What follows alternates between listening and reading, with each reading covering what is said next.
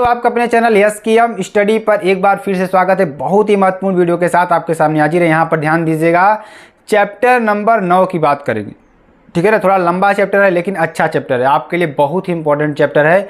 यहाँ पर क्या पढ़ने वाले, प्रकाश एवं प्रकाशिकी एवं प्रकाशिक यंत्र। ठीक है ना, उससे पहले जो भी स्टूडेंट्स हमारे साथ नए जुड़ेंगे चैनल तुरंत लाइक कमेंट शेयर सब्सक्राइब जरूर कर देंगे, साथ ही साथ बेल आइकन को दबा लेंगे ताकि जो वीडियो का नोटिफिकेशन आपके स्क्रीन पर तुरंत ही पहुंच जाए।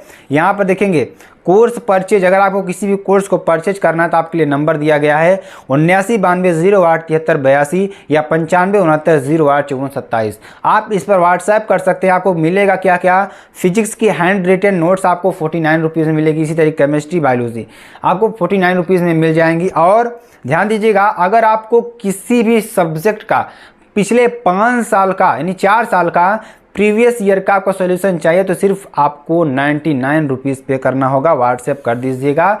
और आपके लिए सबसे बड़ा बिग ऑफर क्या है 2023-24 का, कि 5 सब्जेक्ट का कोर्स आपको दिया जाएगा सिर्फ 499 रुपीज़ में।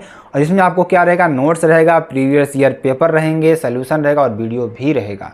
तो मेरे प्यारे बच्चों, जल्दी से आप सभी लोग क्या करिए कि जल्दी से आप लोग सभी लोग व्हाट्सएप करिए, एनरोल करिए कोर्स को। ठीक है ना, चैप्टर नंबर 9 पढ़ेंगे। चलिए आगे आपको बताते हैं, इसमें बताएंगे। और जितने वीडियो हमारे साथ जुड़े हैं ना, चैनल को तुरंत लाइक शेयर कमेंट सब्सक्राइब जरूर कर देंगे, साथ ही साथ बेल आइकन दबा लेंगे ताकि जो वीडियो का नोटिफिकेशन हो आपके स्क्रीन पर तुरंत ही पहुंच जाए। तो मेरे प्यारे बच्चों, चलिए लाइन से पढ़ते हुए एक अच्छी तरीके से पढ़। देखिए, अगर यहाँ पर खंड ख की बात करें, खंड ख में आपका पहला चैप्टर होगा और इस पहले चैप्टर अगर हम शुरू से मिलाएं तो चैप्टर नंबर 6 आपका होगा। ठीक है ना, तो चैप्टर क्या है, किरण प्रकाशिकी एवं प्रकाशिक यंत्र। जो आपके सिलेबस के अकॉर्डिंग, ये आपके लिए सारे सिलेबस के अकॉर्डिंग आपके सारे सब्जेक्ट पढ़ाए जा रहे हैं। ठीक है ना, जो आपका सिलेबस है ना उसी के अकॉर्डिंग आपके सारे सब्जेक्ट को पढ़ाया जा रहा है। तो आप लोग घबराएंगे नहीं क्योंकि आपका सिलेबस ही यही है।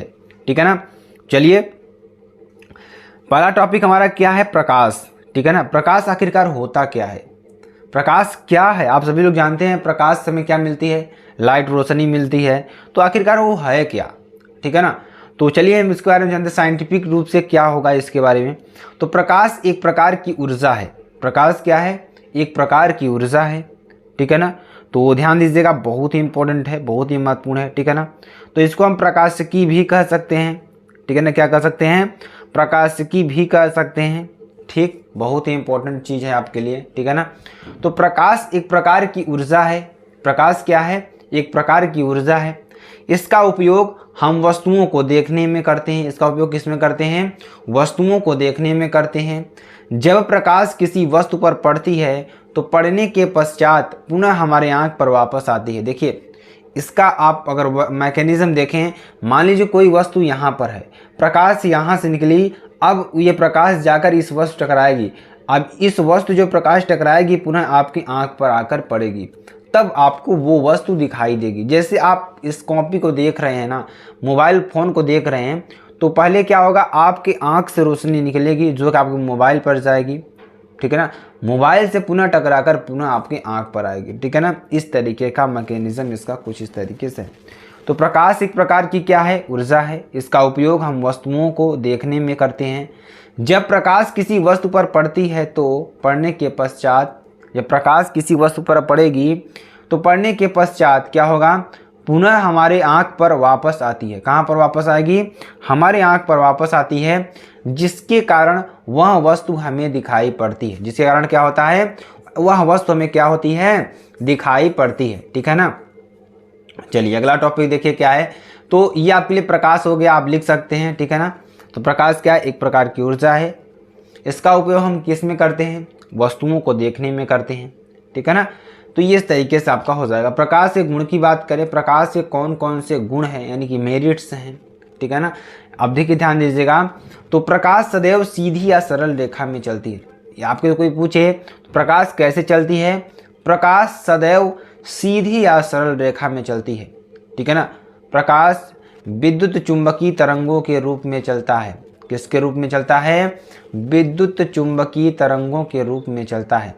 प्रकाश एक अनुप्रस्थ तरंग है। प्रकाश क्या है, एक अनुप्रस्थ तरंग है। ठीक है ना, ध्यान दीजिएगा, प्रकाश के वेग की गणना, जो प्रकाश है, प्रकाश के वेग की गणना सबसे पहले रोमर नामक वैज्ञानिक ने किया था। प्रकाश के वेग की गणना जो है सबसे पहले रोमर नामक वैज्ञानिक ने किया था। किसने किया था? रोमर नामक वैज्ञानिक ने किया था। प्रकाश में अपवर्तन, विवर्तन, परावर्तन, व्यतिकरण, घूर्णन इत्यादि घटनाएं घटती हैं। प्रकाश में क्या होगा? अपवर्तन भी होगा। अपवर्तन का मतलब क्या होगा? जैसे कोई कांच है, ठीक है ना, एक माध्यम से दूसरे माध्यम में जाएगा तो वह अपने मार्ग से कुछ विचलित हो जाएगा। विवर्तन, विवर्तन में क्या होगा कि प्रकाश किसी माध्यम पर पड़ेगा तो वो क्या होगा? चारों तरफ फैल जाएगा, उसे विवर्तन कहेंगे। व्यतिकरण में भी यही घटना होती है। अगर परावर्तन की बात करें, प्रकाश किसी माध्यम पर टकरा रहा है, पुनः उसी माध्यम में लौट आएगा, ठीक है ना। तो घूर्णन इत्यादि घटनाएं घटती हैं। इसमें क्या होगा? घूर्णन इत्यादि घटनाएं घटती हैं, ठीक है ना। प्रकाश तरंग एवं ध्वनि तरंग में एक मुख्य अंतर, ठीक है ना, क्या है अंतर? यह है कि प्रकाश को चलने के लिए किसी माध्यम की आवश्यकता नहीं होती है। प्रकाश को चलने के लिए क्या होती है? किसी माध्यम की आवश्यकता नहीं होती है, लेकिन ध्वनि को चलने के लिए माध्यम की आवश्यकता होती है। अगर ध्वनि चलेगा तो माध्यम की आवश्यकता होगी। प्रकाश का वेग ठोस से गैस में बढ़ता है। अगर प्रकाश के वेग हमको देखें तो ठोस में से नहीं, लेकिन गैस में आपका जितना आप गैस में जाएंगे प्रकाश का वेग उतना ही बढ़ता है, जबकि ध्वनि का वेग गैस से ठोस में बढ़ता है। जो ध्वनि का वेग है ना, वो गैस से ठोस में क्या होता है? बढ़ता है, ठीक है ना। प्रकाश ऊर्जा के छोटे छोटे बंडलों या पैकेटों के रूप में चलता है। प्रकाश क्या होता है? छोटे छोटे बंडलों या पैकेटों के रूप में चलता है, ठीक है ना। प्रकाश ऊर्जा किसके रूप में? छोटे छोटे बंडलों या पैकेटों के रूप में चलता है, जिसे फोटॉन सिद्धांत कहते हैं। क्या कहते हैं? फोटॉन सिद्धांत कहते हैं, ठीक है ना। अगला देखिए क्या है? भिन्न भिन्न माध्यमों में प्रकाश की चाल भिन्न भिन्न होती है। अलग अलग माध्यम में जो प्रकाश की चाल है वह अलग अलग होती है। यह माध्यम के अपवर्तनांक पर निर्भर करता है। किस पर निर्भर करता है? माध्यम के अपवर्तनांक पर निर्भर करता है। U बराबर क्या हो जाएगा? C/N0R mu. क्या हो जाएगा? N0R mu. ध्यान दीजिएगा, अगर माध्यम में प्रकाश की चाल को देखें, ठीक है ना, अगर माध्यम में प्रकाश की चाल देखें तो निर्वात में कितनी होती है? 3 × 10⁸ मीटर प्रति सेकंड होती है। अगर वहीं जल की बात करें तो जल में कितनी होगी? 2.25 × 10⁸ मीटर प्रति सेकंड होगी। अगर तारपीन के तेल में देखें तो 2.04 × 10⁸ मीटर प्रति सेकंड होगी। अगर नायलॉन की बात करें तो 1.96 × 10⁸ मीटर प्रति सेकंड होगी। ये आपके लिए कुछ इम्पोर्टेंट जो मान है इसको आपको याद कर लेना है, क्योंकि ये आपसे एग्ज़ाम में पूछता है, डायरेक्टली आपके एग्ज़ाम में पूछता है, कंपटीशन में पूछता है कि ये बताइए जो प्रकाश की चाल है तारपीन के तेल में कितनी होती है। तो आपको बता देना है 2.04 × 10⁸ मीटर प्रति सेकंड। तो मेरे प्यारे बच्चों, आपको अच्छी तरीके से समझ में आ रहा होगा, ठीक है ना। चलिए आगे आपको बताते हैं। प्रकाश के स्रोत की बात करेंगे, सोर्स ऑफ लाइट। आखिर हम प्रकाश को कहाँ से पाते हैं, कहाँ से उत्पन्न करते हैं, वो चीज़ यहाँ पर कह रहा है। तो आपको अच्छी तरीके से समझना होगा, वे वस्तुएं जो प्रकाश उत्पन्न करती हैं प्रकाश स्रोत कहलाती हैं। आप कहीं पर भी देखिए, अगर वहाँ से प्रकाश निकल रहा है, वहाँ से एक प्रकार की कुछ ऐसी ऊर्जा निकल रही है जिससे कि हमें चारों तरफ दिख रहा है, तो वहाँ पर उस स्रोत को हम क्या कहेंगे? प्रकाश स्रोत कहेंगे। आई होप आपको अच्छी तरीके से समझ में आ रहा होगा। विद्युत बल्ब की बात करें, विद्युत ऊर्जा को प्रकाश ऊर्जा में, किसमें? विद्युत बल्ब का कार्य क्या है? विद्युत ऊर्जा को प्रकाश ऊर्जा में। जैसे आपके घर में जो बल्ब लगे हुए हैं ना, इलेक्ट्रिक बल्ब, ठीक है ना, वो क्या करता है कि आपके विद्युत ऊर्जा को किस में परिवर्तित करता है? प्रकाश ऊर्जा में परिवर्तित करता है। लालटेन की बात करें तो रासायनिक ऊर्जा को प्रकाश ऊर्जा में। जो लालटेन होती है, आप मिट्टी के तेल से लालटेन को जलाते हैं तो वो क्या होता है? एक प्रकार का रसायन होता है मिट्टी का तेल, जो कि जल करके आपको क्या देता है? रोशनी प्रोवाइड करता है, आपको रोशनी देता है। मोमबत्ती भी क्या करती है? रासायनिक ऊर्जा को क्या करता है? प्रकाश ऊर्जा में परिवर्तित करता है। देखिए, अगर हम जुगनू की बात करें, जुगनू देखिए क्या करता है? भोजन ग्रहण करता है। भोजन में क्या होती हैं? जैविक क्रियाएं होती हैं, तो वो क्या करता है? जैविक ऊर्जा को प्रकाश ऊर्जा में परिवर्तित करता है, ठीक। अगर सूर्य की बात करें तो वह नाभिकीय ऊर्जा को प्रकाश ऊर्जा में परिवर्तित करेगा, सूर्य जो होता है उसमें कौन सी ऊर्जा होती है? नाभिकीय ऊर्जा होती है। ठीक। प्रकाश के प्रति व्यवहार के आधार पर वस्तुओं के प्रकार, अगर प्रकाश के प्रति व्यवहार के आधार पर जो वस्तुएं प्रकाश के प्रति कैसा व्यवहार रखती हैं उसके आधार पर वस्तुओं के प्रकार, वस्तु कितने प्रकार की होती हैं। प्रदीप्त या दीप्त वस्तुएं क्या होती हैं? प्रदीप्त या दीप्त वस्तुएं। अप्रदीप्त या अदीप्त वस्तुएं, क्या? अप्रदीप्त या अदीप्त वस्तुएं। स्फुरदीप्त वस्तुएं, ध्यान दीजिएगा। प्रदीप्त या दीप्त वस्तु मतलब जो वस्तुएं जल रही हैं वो उसके बारे में बात कर रहा है। अप्रदीप्त या अदीप्त वस्तुएं मतलब जो वस्तुएं जल नहीं रही उसके बारे में बात कर रहा है। स्फुरदीप्त वस्तुएं जो कि लावा के रूप में निकल रही है उस पे वो वस्तुओं की बात कर रहा है। पारदर्शी वस्तुएं जिस वस्तुओं से हम आर पार देख सकें इस प्रकार की वस्तुएं होंगी। अपारदर्शी वस्तुएं जिस वस्तु से हम आर पार देख नहीं सकते वो अपारदर्शी वस्तुएं। अर्धपारदर्शी वस्तुएं मतलब आधा हम देख सकते हैं आधा नहीं देख सकते हैं, अर्धपारदर्शी वस्तुएं कहलाती हैं। ठीक है ना। तो आपके 6 टाइप होते हैं प्रकाश के प्रति व्यवहार के आधार पर वस्तुओं के प्रकार। तो 6 टाइप आपको यहाँ पर देखने को मिलेगा। ठीक है ना। चलिए आगे आपको बताते हैं। किरण पुंज की बात करेंगे। किसकी बात करेंगे? किरण पुंज की बात करेंगे। तो दीप्त या प्रदीप्त वस्तुओं में, किसमें? दीप्त या प्रदीप्त वस्तुओं में प्रत्येक बिंदु से अनंत किरणें निकलती हैं। किसमें? ध्यान दीजिएगा। दीप्त या प्रदीप्त वस्तुओं में क्या होती हैं? प्रत्येक बिंदु से क्या होती है? अनंत वस्तुएं निकलती हैं। कितने? अनंत वस्तुएं निकलती हैं। ठीक है ना। या अनंत किरणें निकलती हैं। वस्तुएं कितना? अनंत किरणें निकलती हैं। यानी दीप्त या प्रदीप्त वस्तुओं में प्रत्येक बिंदु से अनंत किरणें निकलती हैं। इस किरण समुदाय को किरण पुंज कहते हैं। इस किरण समुदाय को क्या कहेंगे? किरण पुंज कहेंगे। किरण पुंज के प्रकार कौन कौन से होते हैं? अपसारी किरण पुंज, अभिसारी किरण पुंज और समांतर किरण पुंज। अभी चलिए तीनों के बारे में हम आपको बताते हैं, अच्छी तरीके से समझाने का प्रयास करते हैं। आप लोग बस हमारे साथ बने रहेंगे तो आपको अच्छी तरीके से हम समझाएंगे। ठीक है ना। पहला नंबर देखिए हमारा क्या है? अपसारी किरण पुंज। अपसारी किरण पुंज किसे कहते हैं? ध्यान दीजिएगा। वह किरण पुंज क्या कर रहा है? वह किरण पुंज जो परावर्तन के पश्चात फैल जाती हैं। ऐसी किरण पुंज जो परावर्तन के पश्चात क्या होती हैं? फैल जाती हैं। ठीक है ना। कहने का मतलब ध्यान दीजिएगा मेरे प्यारे बच्चों, जो आपके लिए बेहद इंपॉर्टेंट और बेहद ही महत्वपूर्ण हैं। ठीक है ना।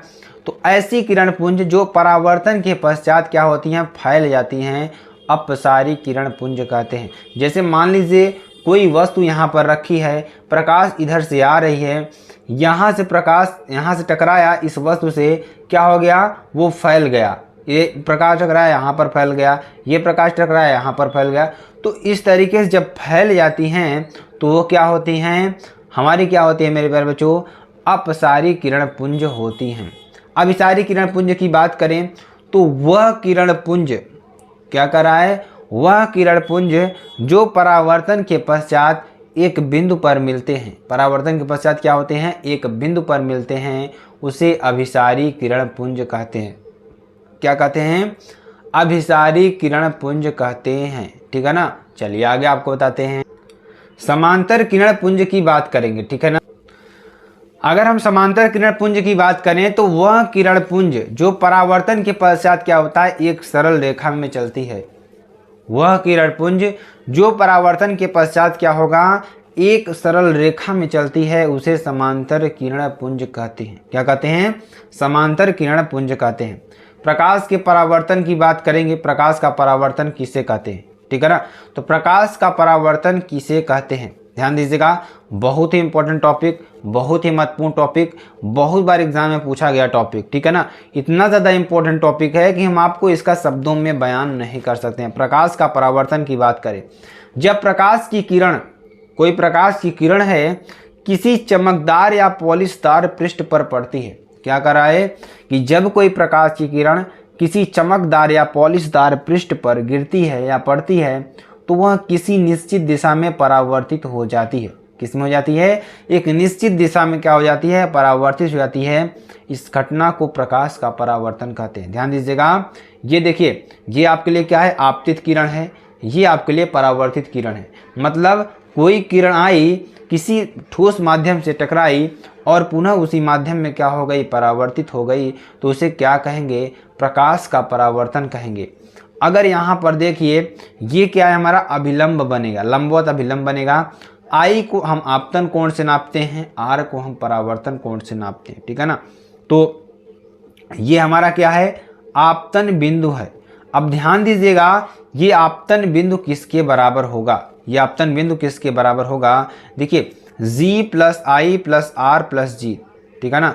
ये देखिए ये गैप है, तो इसका भी एंगल, इसका भी एंगल, इसका भी एंगल और इसका सारे एंगल को मिला करके कितना बनेगा, टोटल 180 डिग्री मिलेगा। एक फ्लैट हो जाएगी तो क्या मिलेगा, 180 डिग्री आपको मिलेगा।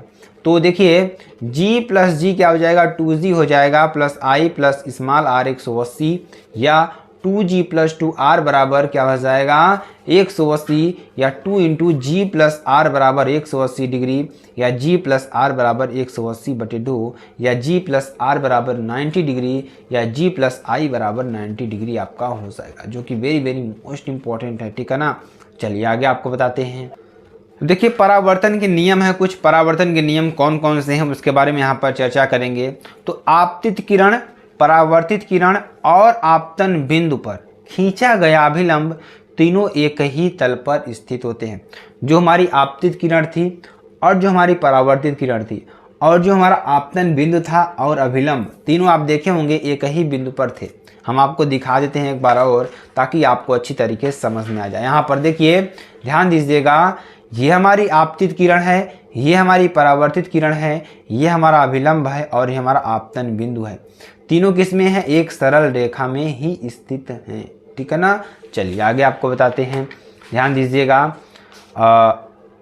क्या है, आपतन कोण आई सदैव परावर्तन कोण आर के बराबर होता है। आपतन कोण आई सदैव परावर्तन कोण आर के बराबर होता है, ठीक है ना। ये आपके लिए हो जाएगा।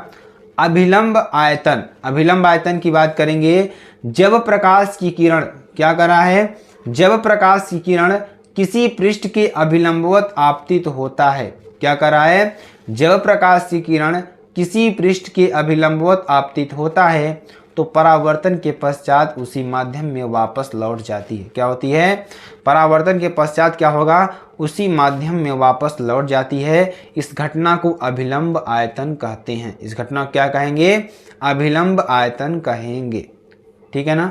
ये आपके लिए हो जाएगा, जो कि बेहद इंपॉर्टेंट और बेहद ही महत्वपूर्ण है, ठीक है ना। प्रकाश के परावर्तन की घटना प्रकाश के परावर्तन में नहीं बदलता है। क्या नहीं बदलता है, चाल, तरंग दैर्घ्य, आवृत्ति और रंग नहीं बदलता है, ठीक है ना। ये आपके लिए हो जाएगा।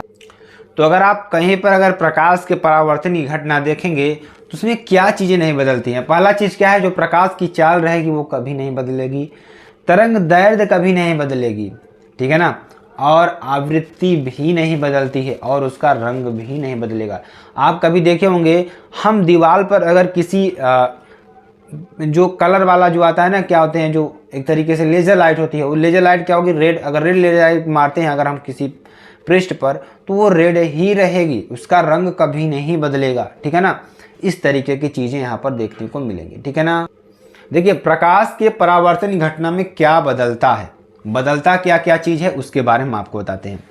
आयाम बदलता है, ठीक है ना, ऊर्जा बदलती है, मतलब आयाम बदल जाएगा उसका, ठीक है ना, आयाम बदल जाएगा, ऊर्जा बदल जाएगी, ऊर्जा का मतलब कुछ ऊर्जा उसकी लॉस हो जाएगी, तीव्रता बदल जाएगी, जिस तीव्रता से आई होगी उस तीव्रता से नहीं आएगी, कला बदल जाएगी, मतलब उसका एंगल बदल जाएगा, किसी और एंगल से आ रही होगी दूसरे एंगल में चली जाएगी, ठीक है ना। ये आपका हो जाएगा। चलिए अब देखिए आयाम बराबर क्या होता है, 1/, आवर्तकाल होता है, मतलब जितने समय में उसको पढ़ना चाहिए उतने समय में वो नहीं पढ़ेगी, मतलब उसका टाइम क्या होगा, चेंज हो जाएगा। विसरित परावर्तन, चलिए विसरित परावर्तन की बात करेंगे। आखिरकार विसरित परावर्तन होता क्या है, ठीक है ना। जब प्रकाश की किरण किसी खुरदुरे तल से टकराती है, क्या कर रहा है, जब प्रकाश की किरण क्या कर रहा है, जब प्रकाश की किरण किसी खुरदुरे तल से टकराती है तो वह परावर्तन के पश्चात चारों दिशाओं में क्या हो जाता है, फैल जाता है। ध्यान दीजिएगा, विसरित परावर्तन की हम बात करें, आप घर में अंदर आप क्या करते हैं, बल्ब को जलाते हैं ना, बल्ब जब आप जलाते हैं तो जो बल्ब की रोशनी निकलती है, जो प्रकाश निकलता है बल्ब से, वो क्या होता है, आपके कमरे के चारों तरफ दीवार पर पड़ता है। जब वह प्रकाश आपके कमरे के चारों तरफ दीवार पर पड़ेगा तो क्या होगा, आपके पूरे कमरे में रोशनी फैल जाती है। वो क्यों होता है, ध्यान दीजिएगा, क्योंकि जो आपके कमरे के अंदर की दीवार है ना, वो क्या होती है, खुरदुरी होती है। जब खुरदुरी होती है तो जब प्रकाश उस पर पड़ता है तो क्या होता है, चारों तरफ फैल जाता है, तो हमारा कमरा क्या होता है, जगमगा जाता है। तो इसी के कारण क्या होता है कि हमारे कमरे में चारों तरफ प्रकाश क्या होता है, फैल जाता है। ठीक है ना। चलिए अब सबसे मेन इंपॉर्टेंट टॉपिक, सबसे महत्वपूर्ण टॉपिक आपके सामने आया, क्या, दर्पण। चलिए दर्पण की बात करते हैं। दर्पण क्या होता है, ऐसा समतल उत्तल या अवतल पृष्ठ, ऐसा समतल उत्तल या अवतल पृष्ठ जिसके एक तल पर कलई किया गया हो तथा दूसरा तल परावर्तक हो, तो ऐसे दर्पण को क्या कहते हैं, उसे दर्पण कहते हैं। दर्पण दो प्रकार के होते हैं, गोलीय दर्पण और समतल दर्पण। ठीक है ना। क्या होता है, ऐसा समतल या अवतल पृष्ठ, क्या कर रहे हैं, ऐसा समतल उत्तल या अवतल पृष्ठ जिसके एक तल पर कलई किया गया हो तथा दूसरे तल पर परावर्तक तल हो, तो उसे दर्पण कहते हैं। क्या कहते हैं, दर्पण कहते हैं। दर्पण दो प्रकार के होते हैं, गोलीय दर्पण और समतल दर्पण। ठीक है ना। तो ये देखिए, मतलब दर्पण का मतलब क्या होगा कि कोई क्या हो, एक समतल उत्तल या अवतल पृष्ठ हो। समतल भी हो सकता है। उत्तल का मतलब क्या होगा, अंदर क्या होगा, ध्यान दीजिएगा, यानी कि उत्तल होगा या अवतल होगा। अवतल मतलब दोनों तरफ ऐसे होगा। ठीक है ना, इस तरीके से। बहुत ही इंपॉर्टेंट है, बहुत ही महत्वपूर्ण है। ठीक है ना। अभी आपको उत्तल और अवतल का मतलब भी आपको बता देंगे तो आपको समझ में आ जाएगा। ठीक है ना। जिसके एक तल पर कलई किया गया हो, क्या किया गया हो, कलई किया गया हो, तथा दूसरा तल परावर्तक हो, तो उसे दर्पण कहते हैं। दर्पण दो प्रकार के होते हैं, पहला गोलीय दर्पण, दूसरा समतल दर्पण। चलिए इसके बारे में समझते हैं। अगर हम गोलीय दर्पण की बात करें तो गोलीय दर्पण किसे कहते हैं, वे कांच के खोखले गोले का काटा गया भाग, क्या है, वे कांच के खोखले गोले का काटा गया भाग जिसके एक तल पर पारे या चांदी की कलई करके, क्या करके, पारे या चांदी की कलई करके ऊपर लोहे के लाल ऑक्साइड से पेंट कर दिया जाता है। किससे, लोहे के लाल ऑक्साइड से क्या कर दिया जाता है, पेंट कर देते हैं, तथा उसका दूसरा तल परावर्तक तल होता है। उसका दूसरा तल क्या होता है, परावर्तक तल होता है। उसे गोलीय दर्पण कहते हैं। क्या कहते हैं, गोलीय दर्पण कहते हैं। गोलीय दर्पण दो प्रकार के होते हैं, उत्तल दर्पण तथा अवतल दर्पण। क्या क्या होते हैं, उत्तल दर्पण तथा अवतल दर्पण। ठीक है ना, ये आपके लिए हो जाएगा। तो गोलीय दर्पण किसे कहते हैं, समझ में आया ना। क्या करा है, मान लीजिए कोई कांच का हमारा खोखला गोला है, ठीक है ना, इसको हमने क्या कर दिया, बीच से काट दिया, तो आपको देखिए दो पार्ट मिलेगा। एक पार्ट ऐसे ऊपर से उभरा हुआ मिलेगा और एक पार्ट अंदर से धंसा हुआ मिलेगा। जो पार्ट देखिए, अगर इसके हम अंदर की तरफ कलई कर दें और बाहर से परावर्तक तल बना दें तो ये क्या होगा, उत्तल दर्पण होगा। अगर हम इसके बाहर की ओर क्या कर दें, कलई कर दें और इसके अंदर वाले तल को परावर्तक तल बना दें तो यह अवतल दर्पण बनेगा। ठीक है ना, ये आपको हो जाएगा। उत्तल दर्पण की बात करेंगे। उत्तल दर्पण किससे कहते हैं, ध्यान दीजिएगा। देखिए आपने गोले को काटा तो हमने एक भाग ये पाया, ये वाला भाग पाया, एक भाग हमने ये वाला पाया। तो ये वाले भाग पर देखिए हमने क्या किया, उत्तल दर्पण। उत्तल दर्पण की बात करेंगे। वह गोले का काटा हुआ भाग क्या कर रहा है, वह गोले का काटा हुआ भाग जिसके दबे हुए तल पर कलई किया गया हो। यहाँ पर दबे हुए तल पर क्या किया गया हो, कलई किया गया हो, तथा उभरा हुआ तल परावर्तक तल होता है। जो उभरा हुआ तल होता है क्या होता है, परावर्तक तल होता है, उसे उत्तल दर्पण कहते हैं। क्या कहते हैं, उत्तल दर्पण कहते हैं। ठीक है ना, चलिए आगे आपको बताते हैं। अब हम किसकी बात करेंगे, अवतल दर्पण की बात करेंगे। किसकी बात करेंगे, अवतल दर्पण की बात करेंगे। ठीक है ना। तो वह गोलीय दर्पण क्या कर रहा है, वह गोलीय दर्पण का काटा हुआ भाग क्या कर रहा है। देखिए आप इसकी नोट्स बनाते चलेंगे और हम आपसे बार बार रिक्वेस्ट कर रहे हैं कि चैनल को ज़रूर शेयर करिएगा। ठीक है ना, अगर आपको किसी प्रकार की नोट्स चाहिए, नोट्स में देखिए हम लोग प्रोवाइड करते हैं कोर्स परचेज नंबर 7992087382 और एक नंबर और है 9569085427, यानी कि 9569085427। एक नंबर आपके सामने होगा 7992087382, ठीक है ना। यहाँ पर आपको किसी प्रकार की नोट्स चाहिए, देखिए फिजिक्स हैंड रिटन नोट्स आपको 49 रुपीज़ में मिलेगी, केमिस्ट्री हैंड रिटन नोट्स आपको 49 रुपीज़ में मिलेगी। अगर आप प्रीवियस ईयर क्वेश्चन पाना चाहते हैं तो आपका पूरा सोल्यूशन 4 साल का पूरा सोल्यूशन सिर्फ 99 रुपीज़ में मिलेगा। और इसी तरीके से 5 सब्जेक्ट 6 सब्जेक्ट आपको मिल जाएंगे। अगर वीक ऑफर की बात करें आपके लिए 2023 और 24 में, तो 5 सब्जेक्ट का कोर्स आपको 499 रुपीज़ में दिया जा रहा है, जिसमें आपको मिलेगा क्या, नोट्स मिलेगा प्लस 4 साल का प्रीवियस ईयर पेपर का सोल्यूशन मिलेगा और आपको वीडियोस भी प्रोवाइड की जाएंगी इसकी। तो आपको अच्छी तरीके से समझ में आ गया होगा। चलिए आगे आपको बताते हैं क्या है अवतल दर्पण। क्या है अवतल दर्पण? आखिरकार अवतल दर्पण कहते किसे हैं? वह गोली दर्पण का काटा हुआ भाग, क्या कर रहा है, वह गोली दर्पण का काटा हुआ भाग जिसके उभरे हुए तल पर कलई किया गया हो। क्या किया गया हो? उभरे हुए तल पर क्या किया गया हो? कलई किया। तो इसमें देखिए उभरे हुए तल पर क्या किया गया है? कलई किया गया है, ठीक है ना। तथा दबा हुआ तल परावर्तक तल हो, तो दबा हुआ तल क्या हो? परावर्तक तल हो, तो उसे अवतल दर्पण कहते हैं। क्या कहते हैं? अवतल दर्पण कहते हैं। ये हमारा क्या है? परावर्तक तल है, ये हमारा अवतल दर्पण है। इस तरीके से बन जाएगा। एक दर्पण और आपको मिलेगा, वो कौन सा दर्पण है? समतल दर्पण है। वह समतल कांच की प्लेट, क्या करा है? वह समतल कांच की प्लेट जिसके एक तल पर कलई किया गया हो, एक तल पर क्या किया गया हो? कलई किया गया हो, दूसरा तल परावर्तक तल होता है। तो इस प्रकार के दर्पण को समतल दर्पण कहते हैं, ठीक है ना। तो ये समतल दर्पण आपके लिए हो जाएगा। चलिए आगे आपको बताते हैं प्रकाश का विवर्तन क्या है। प्रकाश का विवर्तन किसे कहते हैं? ध्यान दीजिएगा, जो कि आपके लिए बेहद इंपॉर्टेंट और बेहद ही महत्वपूर्ण है, ठीक है ना। प्रकाश के अवरोध के किनारे, किसके?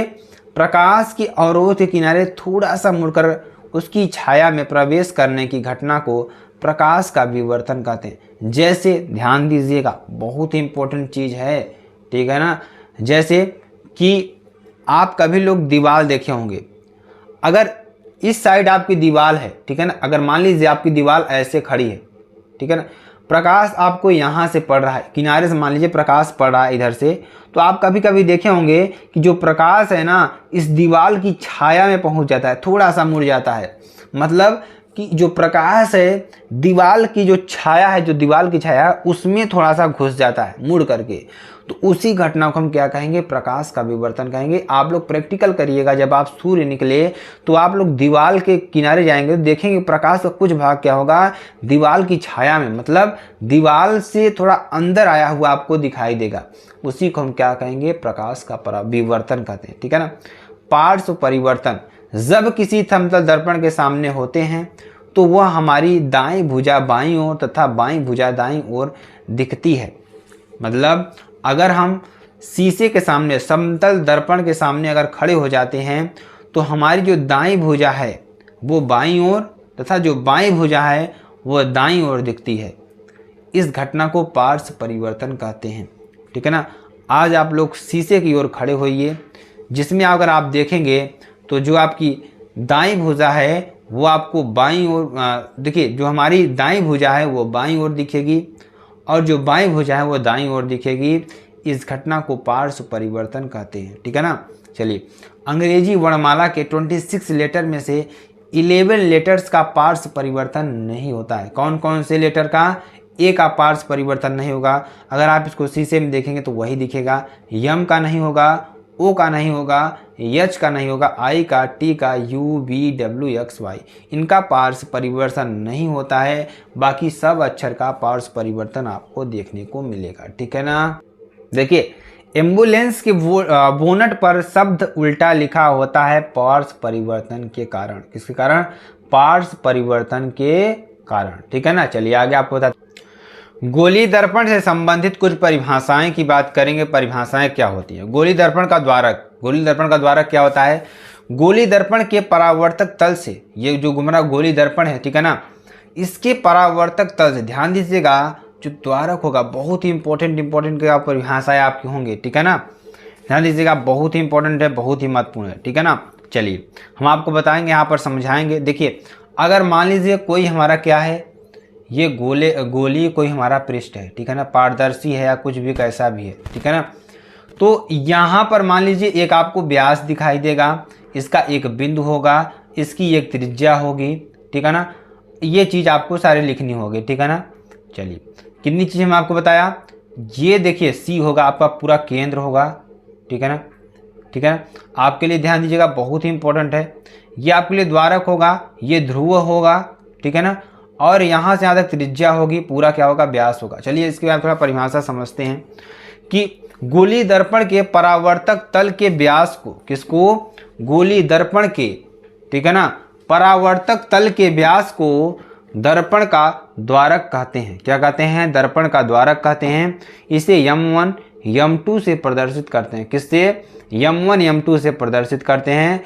दर्पण का द्वारक C m1 m2 ये आपके लिए हो जाएगा, ये एक द्वारक यहाँ है, एक द्वारक यहाँ है, ठीक है ना, ये आपके लिए एकदम क्या है, द्वारक है, मतलब जहाँ से प्रकाश आपको प्रवेश करेगा, ठीक है ना, वो चीज़ है यहाँ पर, जो कि आपके लिए बेहद इंपॉर्टेंट और बेहद ही महत्वपूर्ण भी है, ठीक है ना।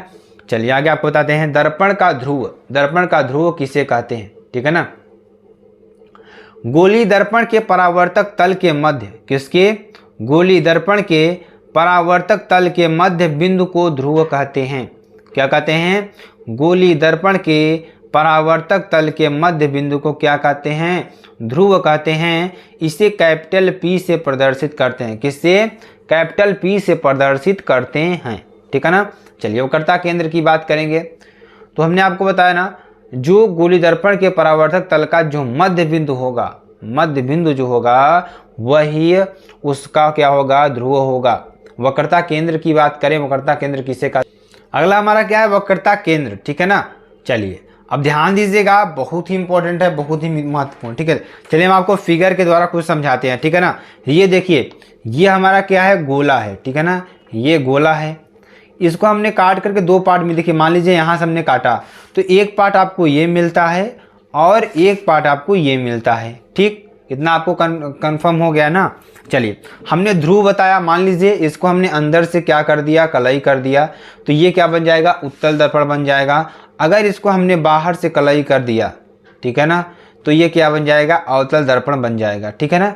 चलिए अब ध्यान दीजिएगा, जो परिभाषा हमारी क्या कर रहा है, गोली दर्पण को जिस गोले में से काटा जाता है उस गोले के केंद्र को गोली दर्पण का वक्रता केंद्र कहते हैं। ध्यान दीजिएगा, मान लीजिए इस गोले का जो केंद्र है ये है, ठीक है ना, इसका केंद्र यही बनेगा और इसका भी केंद्र यही बनेगा, क्योंकि उसी गोले से काटा हुआ है, तो इसी केंद्र को हम क्या कहेंगे, वक्रता केंद्र कहेंगे। आई होप आपको अच्छी तरीके से समझ में आ रहा होगा। चलिए अगली परिभाषा देखते हैं। अब देखिए अगली परिभाषा क्या है, वक्रता त्रिज्या। तो ध्रुव एवं वक्रता केंद्र के बीच की दूरी को वक्रता त्रिज्या कहते हैं। ध्रुव एवं वक्रता केंद्र के बीच की दूरी को क्या कहेंगे, वक्रता त्रिज्या कहते हैं। इसे कैपिटल R या स्मॉल r से प्रदर्शित करते हैं।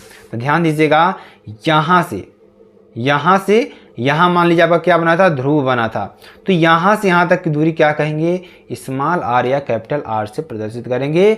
इसी को हम क्या कहेंगे, वक्रता त्रिज्या कहेंगे।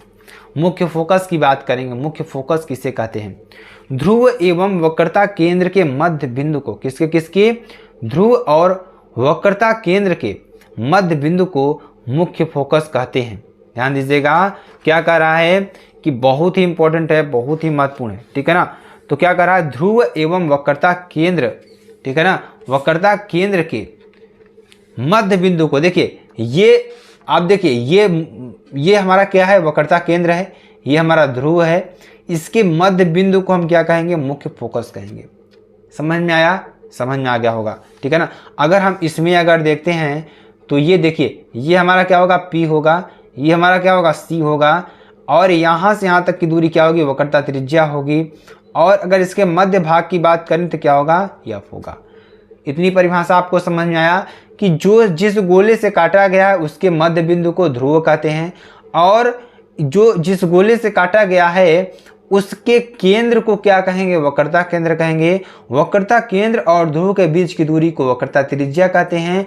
वक्रता केंद्र और ध्रुव के मध्य बिंदु को मुख्य फोकस कहते हैं। आई होप आपको समझ में आ गया होगा। फोकस दूरी की बात करेंगे तो ध्रुव एवं मुख्य फोकस के बीच की दूरी को फोकस दूरी कहते हैं। किसके किसके बीच की दूरी के?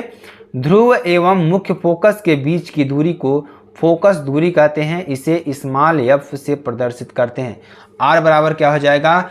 2f या f बराबर r/2। ध्यान दीजिएगा, ध्रुव एवं मुख्य फोकस के बीच की दूरी को, ये ध्रुव है और ये हमारा मुख्य फोकस है, इसके बीच की दूरी को क्या कहेंगे?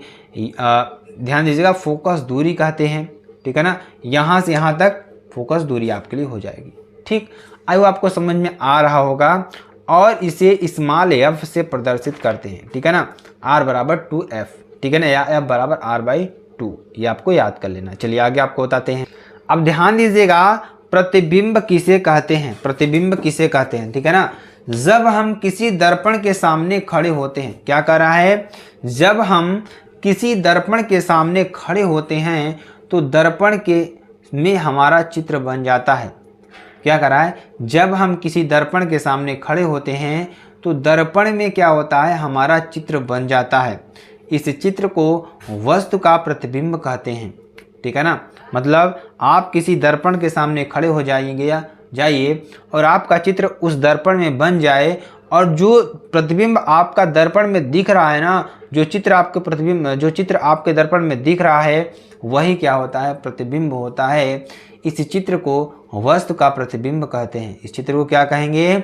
वस्तु का प्रतिबिंब कहते हैं। तथा स्वयं को वस्तु का बिंब कहते हैं। स्वयं को क्या कहेंगे? वस्तु का बिंब कहेंगे।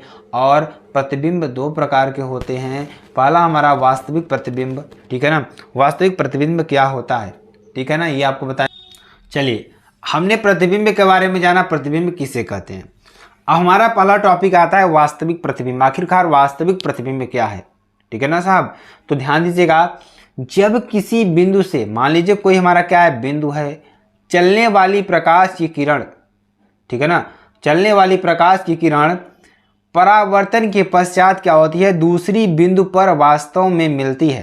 क्या होती है? पश्चात दूसरी बिंदु पर वास्तव में मिलती है, तो इस बिंदु को पहले बिंदु का वास्तविक प्रतिबिंब कहते हैं।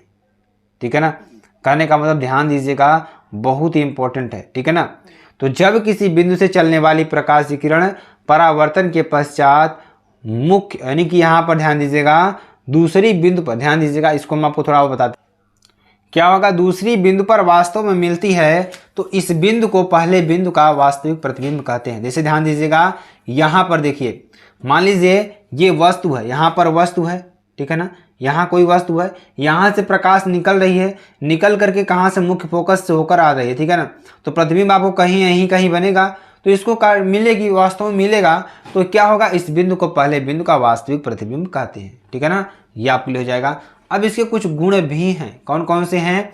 वास्तविक प्रतिबिंब सदैव उल्टा प्राप्त होगा। अगर वास्तविक प्रतिबिंब आप देखेंगे तो सदैव उल्टा प्राप्त होता है। वास्तविक प्रतिबिंब का फोटो लिया जा सकता है। वास्तविक प्रतिबिंब का फोटो लिया जा सकता है। जो आप शीशे में देखते हैं ना, वो आपके लिए वास्तविक प्रतिबिंब होता है। ठीक है ना, यह हमेशा क्या बनेगा? उल्टा प्राप्त होता है। वास्तविक प्रतिबिंब को पर्दे पर प्राप्त किया जा सकता है। इसको आप पर्दे पर प्राप्त कर सकते हैं। ठीक है ना, चलिए आगे आपको बताते हैं। आभासी प्रतिबिंब की बात करें तो किसी बिंदु से चलने वाली प्रकाश की किरण क्या होती है?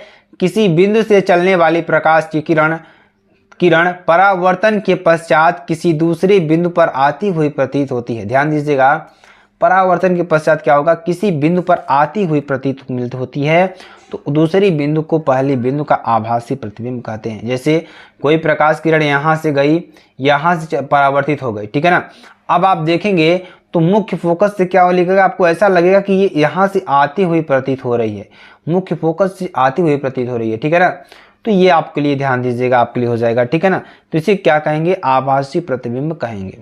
ठीक है ना, आभासी प्रतिबिंब के गुण की बात करें, यह सदैव सीधा बनता है। यह सदैव क्या होता है? सीधा बनता है।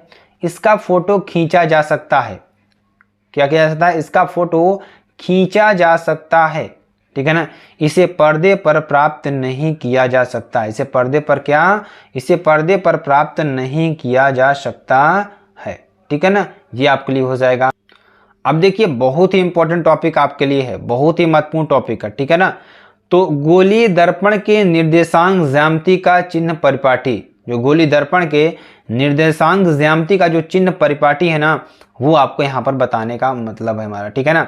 दर्पणों के प्रकाश की किरण सदैव बाईं ओर से आपतित होती है। जो दर्पण होते हैं ना, अगर यहाँ पर प्रकाश की किरण को देखेंगे तो हमेशा आप अपने बाईं ओर से आप देखेंगे, ठीक है ना, हमेशा बाईं ओर से देखेंगे, ठीक है ना। ये आपके लिए बहुत ही इंपॉर्टेंट पॉइंट है, ठीक है ना। चलिए उसके बाद समस्त दूरियां दर्पण के ध्रुव से मुख्य अक्ष के साथ साथ नापी जाती हैं। जो समस्त दूरियां हैं वो दर्पण के ध्रुव से मुख्य अक्ष के साथ साथ नापी जाती हैं, ठीक है ना। आपतित किरण की दिशा, जो आपतित किरण की दिशा है, दिशा में नापी गई दूरियों का चिन्ह धनात्मक होता है। आपतित किरण की दिशा में नापी गई दूरियों का जो चिन्ह है वह धनात्मक होता है, ठीक है ना। आपतित किरण में विपरीत दिशा में नापी गई दूरियों का जो चिन्ह है वह ऋणात्मक होता है। जो आपतित किरण की, देखिए आपतित किरण की जो दिशा है जो ना, उसके दिशा में अगर हम उसके दूरी को नापेंगे तो उसे धनात्मक नापा जाता है। अगर आपतित किरण की विपरीत दिशा में अगर कुछ दूरी को हम नापते हैं तो चिन्ह का ऋणात्मक होगा, ठीक है ना। मुख्य अक्ष के ऊपर स्थित, किसके ऊपर, मुख्य अक्ष के ऊपर स्थित वस्तु का प्रतिबिंब ऊंचाइयों का चिन्ह धनात्मक होता है। जो मुख्य अक्ष के ऊपर स्थित जो वस्तु का प्रतिबिंब है, ऊंचाइयों का जो चिन्ह है वो क्या होता है, धनात्मक होता है, ठीक है ना। मुख्य अक्ष के नीचे स्थित वस्तु का प्रतिबिंब ऊंचाइयों का चिन्ह होगा, वह ऋणात्मक होगा। जैसे आपके लिए प्रतिबिंब क्या होगा, नीचे बन रहा है तो वो ऋणात्मक होगा, अगर ऊपर बन रहा है तो धनात्मक होगा, ठीक है ना। चलिए ध्रुव से वस्तु की दूरी को u से प्रदर्शित करते हैं। जो ध्रुव से वस्तु की दूरी है इसको u से प्रदर्शित करते हैं। ध्रुव से प्रतिबिंब के बीच की दूरी को v से प्रदर्शित करते हैं और वस्तु की ऊंचाई को o से तथा प्रतिबिंब की ऊंचाई को I से प्रदर्शित करते हैं, ठीक है ना। ये आपके लिए हो जाएगा। चलिए आगे आपको बताते हैं। चलिए प्रतिबिंब बनाने के नियम की बात करेंगे, ठीक है ना। प्रतिबिंब बनाने के नियम कौन कौन से हैं उसकी चर्चा यहाँ पर करेंगे, ठीक है ना। तो प्रतिबिंब बनाने के निम्नलिखित 3 नियम होते हैं। कौन कौन से नियम, ध्यान दीजिएगा, बहुत ही इंपॉर्टेंट है, बहुत ही महत्वपूर्ण है। आपसे पूछेगा प्रतिबिंब बनाने के निम्नलिखित 3 नियमों को बताइए, ठीक है ना। चलिए यहाँ पर देखेंगे। प्रकाश, जब प्रकाश की किरण मुख्य अक्ष के समांतर, ये हमारी जो लाइन है ना, ये क्या है, मुख्य अक्ष है, ठीक है ना। तो जब प्रकाश की किरण मुख्य अक्ष के समांतर दर्पण पर आपतित होती है, किस पर, दर्पण पर आपतित होती है, तो परावर्तन के पश्चात फोकस से होकर जाती है। परावर्तन के पश्चात कहाँ से, फोकस से होकर जाएगी। जब प्रकाश किरण मुख्य के समांतर रहेगी तो परावर्तन के पश्चात क्या होगी, मुख्य फोकस से होकर जाएगी। और उत्तल दर्पण में अगर देखेंगे, ये अवतल दर्पण है, अगर उत्तल दर्पण में देखते हैं तो मुख्य फोकस से आती हुई प्रतीत होती है, ठीक है ना। और दूसरा नंबर देखेंगे, जब प्रकाश की किरण फोकस से होकर जाती है, मान लीजिए प्रकाश की किरण है यहाँ से होकर जा रही है, ठीक है ना, यहाँ से होकर जा रही है, तो क्या होगा, वह मुख्य अक्ष के समांतर हो जाती है। और ध्यान दीजिएगा, अगर फोकस की ओर आती हुई प्रतीत हो रही है तो यह मुख्य अक्ष के समांतर होती हुई प्रतीत होगी, ठीक है ना। ये आपके लिए हो जाएगा, ये आपको लिख लेना है, ठीक है ना। चलिए आगे आपको बताते हैं। अगला टॉपिक देखिए क्या है, अगला पॉइंट तीसरा नंबर क्या है, जब प्रकाश की किरण वक्रता केंद्र से होकर जाती है। जो प्रकाश की किरण कहाँ से, वक्रता केंद्र से होकर जाती है, तो परावर्तन के पश्चात उसी माध्यम में वापस लौट आती है। परावर्तन के पश्चात क्या होगा, उसी माध्यम में वापस लौट आती है तथा आती हुई प्रतीत होती है उत्तल दर्पण में। उत्तल दर्पण में क्या होगी, आती हुई प्रतीत होगी। अगर वक्रता केंद्र से जाएगी तो पुनः उसी मार्ग में वापस लौट जाएगी और इसमें क्या होगा, आती हुई प्रतीत होगी, ठीक है ना। चलिए अगला देखते हैं, गोलीय दर्पण में प्रतिबिंब का बनना। गोलीय दर्पण में किसका बनना, प्रतिबिंब का बनना, ठीक है ना। तो गोलीय दर्पण द्वारा प्रतिबिंब निम्नलिखित 2 दर्पणों में प्राप्त होता है। ठीक है ना। अगर गोली दर्पण की बात करें तो गोली दर्पण द्वारा प्रतिबिंब जो होगा निम्नलिखित दो दर्पणों में प्राप्त होगा। कौन कौन से? अवतल दर्पण द्वारा प्रतिबिंब का बनना, उत्तल दर्पण द्वारा प्रतिबिंब का बनना, ठीक है ना। तो चलिए पहला टॉपिक हम पढ़ेंगे। तो जो गोली दर्पण है उसमें प्रतिबिंब बनने के जो नियम हैं, क्या क्या हैं, उसके बारे में समझेंगे। पहला अवतल दर्पण द्वारा प्रतिबिंब का बनना, दूसरा उत्तल दर्पण द्वारा प्रतिबिंब का बनना, ठीक है ना। अवतल दर्पण द्वारा प्रतिबिंब का बनना, ठीक है ना। तो ध्यान दीजिएगा, पहला नंबर टॉपिक, जब वस्तु अनंत पर स्थित हो, जब वस्तु कहाँ पर स्थित हो? अनंत पर स्थित हो, तो प्रतिबिंब की स्थिति देखिए यहाँ पे क्या बनेगा? मुख्य फोकस पर बनेगा प्रतिबिंब। उल्टा, हमने आपको बताया था मुख्य अक्ष के अगर नीचे प्रतिबिंब बन रहा है, उल्टा बन रहा है, तो उसको निगेटिव लेंगे, अगर ऊपर बनेगा तो पॉजिटिव लेंगे। अब ध्यान दीजिएगा, अगर हम प्रकाश की दिशा में, अगर हम इसकी दूरी लेंगे तो प्लस में, अगर प्रकाश की विपरीत दिशा में लेंगे तो माइनस में रखते हैं। तो प्रतिबिंब की स्थिति, वस्तु का प्रतिबिंब फोकस तल पर बनता है। जो वस्तु का प्रतिबिंब है किस पर बनेगा? फोकस तल पर बनता है। कहाँ पर बनता है? फोकस तल पर बनता है। प्रतिबिंब की प्रकृति वास्तविक, उल्टा तथा वस्तु से बहुत छोटा बनता है। जो प्रतिबिंब की जो प्रकृति है वास्तविक, उल्टा तथा वस्तु से बहुत छोटा बनता है, ठीक है ना। ये आपके लिए हो जाएगा। केस सेकंड की बात करेंगे, जब वस्तु अनंत तथा वक्रता केंद्र के बीच हो, वस्तु क्या हो? अनंत पर हो और वक्रता केंद्र के बीच में हो, तो जो प्रतिबिंब है कहाँ बनेगा? वक्रता और मुख्य फोकस के बीच में बनेगा, ठीक है ना। और सी तथा एफ के बीच में बनेगा। वस्तु कैसा होगा? देखिए, अगर ये सही सही काट रही हैं तो कैसे बनेगा? वास्तविक बनेगा, ठीक है ना, उल्टा बनेगा और वस्तु से छोटा बनेगा। ध्यान दीजिएगा, सिंपल सी बात है, कोई दिक्कत वाली बात नहीं होनी चाहिए, ठीक है ना। इसमें आपको चिन्ह बना देना है कहाँ से कोई प्रकाश जा रही है, ठीक है ना। अगर ये केंद्र से जाएगी तो केंद्र में उसी मार्ग में पुनः वापस लौट जाएगी, ठीक। तो इस तरीके से आपको देख लेना। चलिए आगे आपको बताते हैं। केस थर्ड की बात करेंगे, जब वस्तु सी पर स्थित हो, जब वस्तु कहाँ पर स्थित हो? वक्रता केंद्र पर स्थित हो। तो देखिए, मान लीजिए एक किरण यहाँ से गई, यहाँ से चली आई, ठीक है ना। मान लीजिए इसके सामने काटेगा, वक्रता केंद्र के सामने काटेगी, ठीक है ना।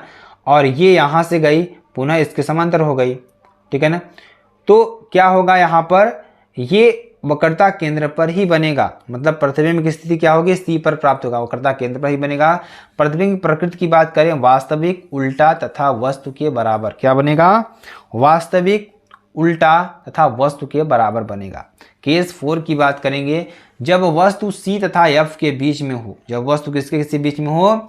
वक्रता केंद्र तथा फोकस के बीच में हो, तो प्रतिबिंब हमारा कहाँ बने? देखिए, ये प्रकाश यहाँ से गई, मुख्य फोकस से होकर जाएगी, और जब प्रकाश किरण, ध्यान दीजिएगा, मुख्य फोकस से होकर जाती है तो क्या होगी? मुख्य अक्ष के समांतर हो जाएगी। तो प्रतिबिंब कहाँ बनेगा? अनंत और वक्रता केंद्र के बीच में बनेगा, ठीक है ना।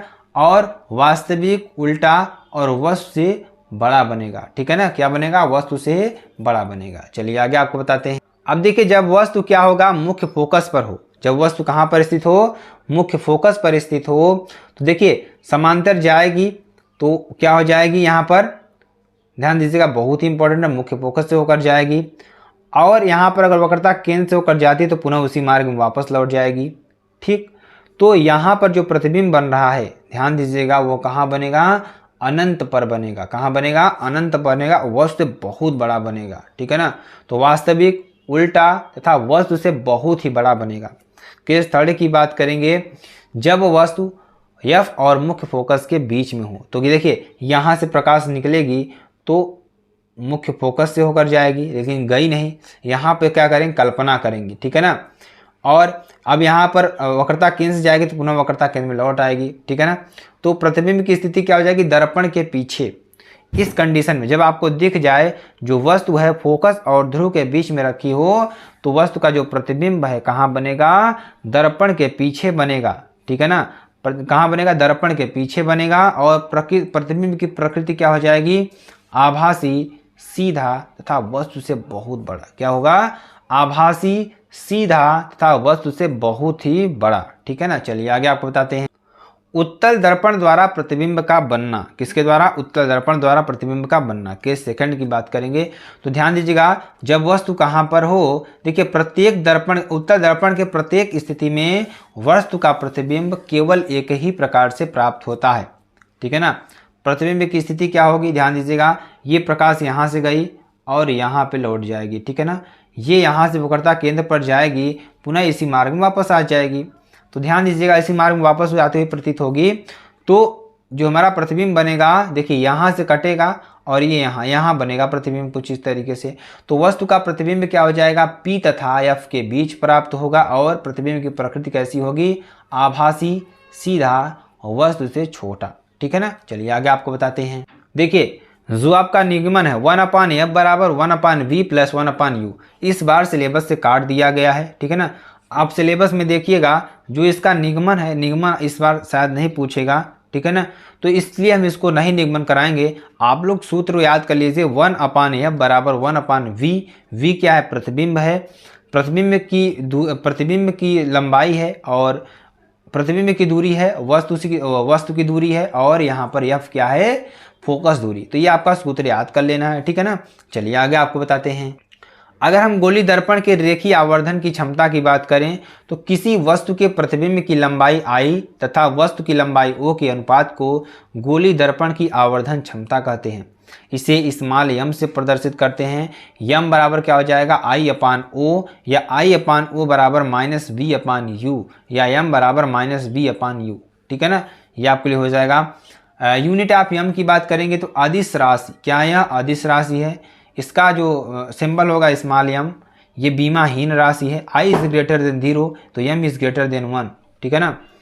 और I इज लेस देन 0 तो m is less than 1, I बराबर 0 तो m बराबर 1, ठीक है ना। चलिए आगे आपको बताते हैं। देखिए गोली दर्पण के रेखीय आवर्धन क्षमता के सूत्र का निगमन, क्या, गोली दर्पण के रेखीय आवर्धन क्षमता के सूत्र का निगमन, ठीक है ना। तो ध्यान दीजिएगा, ये सूत्र है रेखीय आवर्धन क्षमता का सूत्र, बहुत ज़्यादा इसमें पूछेगा नहीं, ठीक है ना, क्योंकि अब डेरिवेशन हटा दिया गया है। डेरिवेशन तो बहुत ही कम ही पूछेगा, ठीक है ना। तो यहाँ पर ध्यान दीजिएगा क्या होगा, I/O बराबर -v/u, ठीक है ना। तो आपसे पूछेगा गोली दर्पण और रेखीय आवर्धन क्षमता का सूत्र, तो I/O बराबर -v/u, ठीक है ना। आगे चलिए, देखिए किसके पदों में पूछ रहा है। अगर किसके पदों में देखेंगे m, f तथा v के पदों में क्या हो जाएगा, m बराबर f माइनस v अपान स्मॉल f, ठीक है ना।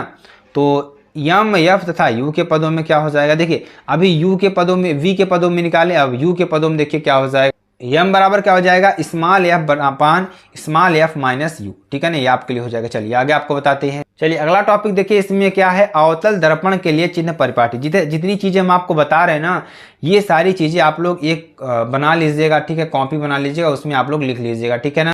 तो चलिए ओनली 5 कंडीशन ध्यान दीजिएगा, बहुत ही इंपॉर्टेंट है, ठीक है ना, बहुत ही इंपॉर्टेंट। जब वस्तु क्या हो, अनंत पर स्थित हो, ठीक है ना, जब अनंत पर हो, देखिए इसमें क्या होगा, जब अनंत पर हो, जब अनंत और किसके बीच में हो, वक्रता केंद्र के बीच में हो, जब वक्रता केंद्र पर हो, जब कहाँ पर हो, फोकस और वक्रता केंद्र के बीच में हो, जब मुख्य फोकस पर स्थित हो, ठीक है ना। तो पहला प्रतिबिंब देखिए, O1 का प्रतिबिंब फोकस पर, O2 का प्रतिबिंब कहाँ पर, वक्रता केंद्र और फोकस के बीच में। बहुत ही सिंपल सा ट्रिक है आपके लिए, ये ट्रिक आप लोग याद कर लीजिए। O1, O2, O3, O4, O5। अगर अवतल दर्पण आपको कहीं दिख जाए कि प्रतिबिंब नहीं समझ में आ रहा है कैसे बन रहा है, तो आप लोग इतना याद रखिएगा इस चित्र को, ठीक है ना। तो O1, O2, O3, O4, O5, या आप यहाँ से प्रतिबिंब देख लीजिए। ऑब्जेक्ट है, ये ऑब्जेक्ट पहला कहाँ रखा है, अनंत पर रखा है। दूसरा ऑब्जेक्ट कहाँ रखा है, अनंत और मुख्य फोकस वक्रता केंद्र के बीच में रखा है। तीसरा कहाँ पर है, वक्रता केंद्र पर है। चौथा कहाँ है, वक्रता केंद्र और मुख्य फोकस के बीच में है। और पांचवा कहाँ है मेरे प्यारे बच्चों, कहाँ पर है, मुख्य फोकस पर। एक कंडीशन और भी हमको आपको बताए थे, जो आभासी प्रतिबिंब बन रहा था इसी में, वो कहाँ पर था, मुख्य फोकस और ध्रुव के बीच में। तो उसका प्रतिबिंब कहाँ बनेगा, यहाँ बनेगा आभासी, ठीक है ना। तो उसको हम छोड़े रहते हैं अभी। तो u का मान कितना होगा, -v, ठीक है ना। अगर वस्तु से दूरी दिखेंगे तो ध्यान दीजिएगा -v। v का मान, वस्तु की दूरी -v, पॉजिटिव लेंगे। वस्तु की दूरी कितना लेंगे, पॉजिटिव लेंगे, निगेटिव लेंगे। प्रतिबिंब की दूरी भी निगेटिव लेंगे, फोकस की दूरी भी निगेटिव लेंगे। और देखिए अगर हम ये ध्रुव मान लेते हैं, ध्रुव के बाईं ओर कितना लेंगे, समस्त दूरियां हम निगेटिव लेंगे। अगर दाईं ओर की बात करें समस्त दूरियां हम पॉजिटिव लेंगे, तो इधर की सारी दूरियां प्लस लेंगे, इधर की सारी दूरियां माइनस लेंगे। ये चीज़ आपको याद कर लेना है, ठीक है ना। तो इसी तरीके से देखें, वस्तु तुम्हारा कहाँ इधर ही सारी स्थित है तो माइनस, प्रतिबिंब भी इधर बन रहा है तो प्लस माइनस, फोकस भी इधर है तो माइनस, आर भी इधर है, त्रिज्या भी इधर है तो माइनस, ऑब्जेक्ट भी इधर है तो प्लस लेंगे। ऑब्जेक्ट देखिए, ऑब्जेक्ट अगर लेंगे तो ऊपर जा रहा है, ऑब्जेक्ट अगर ऊपर जाएंगे तो प्लस में, नीचे जाएंगे तो माइनस में। ऊपर जा रहे हैं तो प्लस में, अगर प्रतिबिंब की बात करें नीचे बन रहा है इमेज तो माइनस में, ठीक है ना। इस तरीके से अगर m की बात करें, m is less than 1, m is greater than 1, m बराबर 1 माइनस b, ठीक है ना।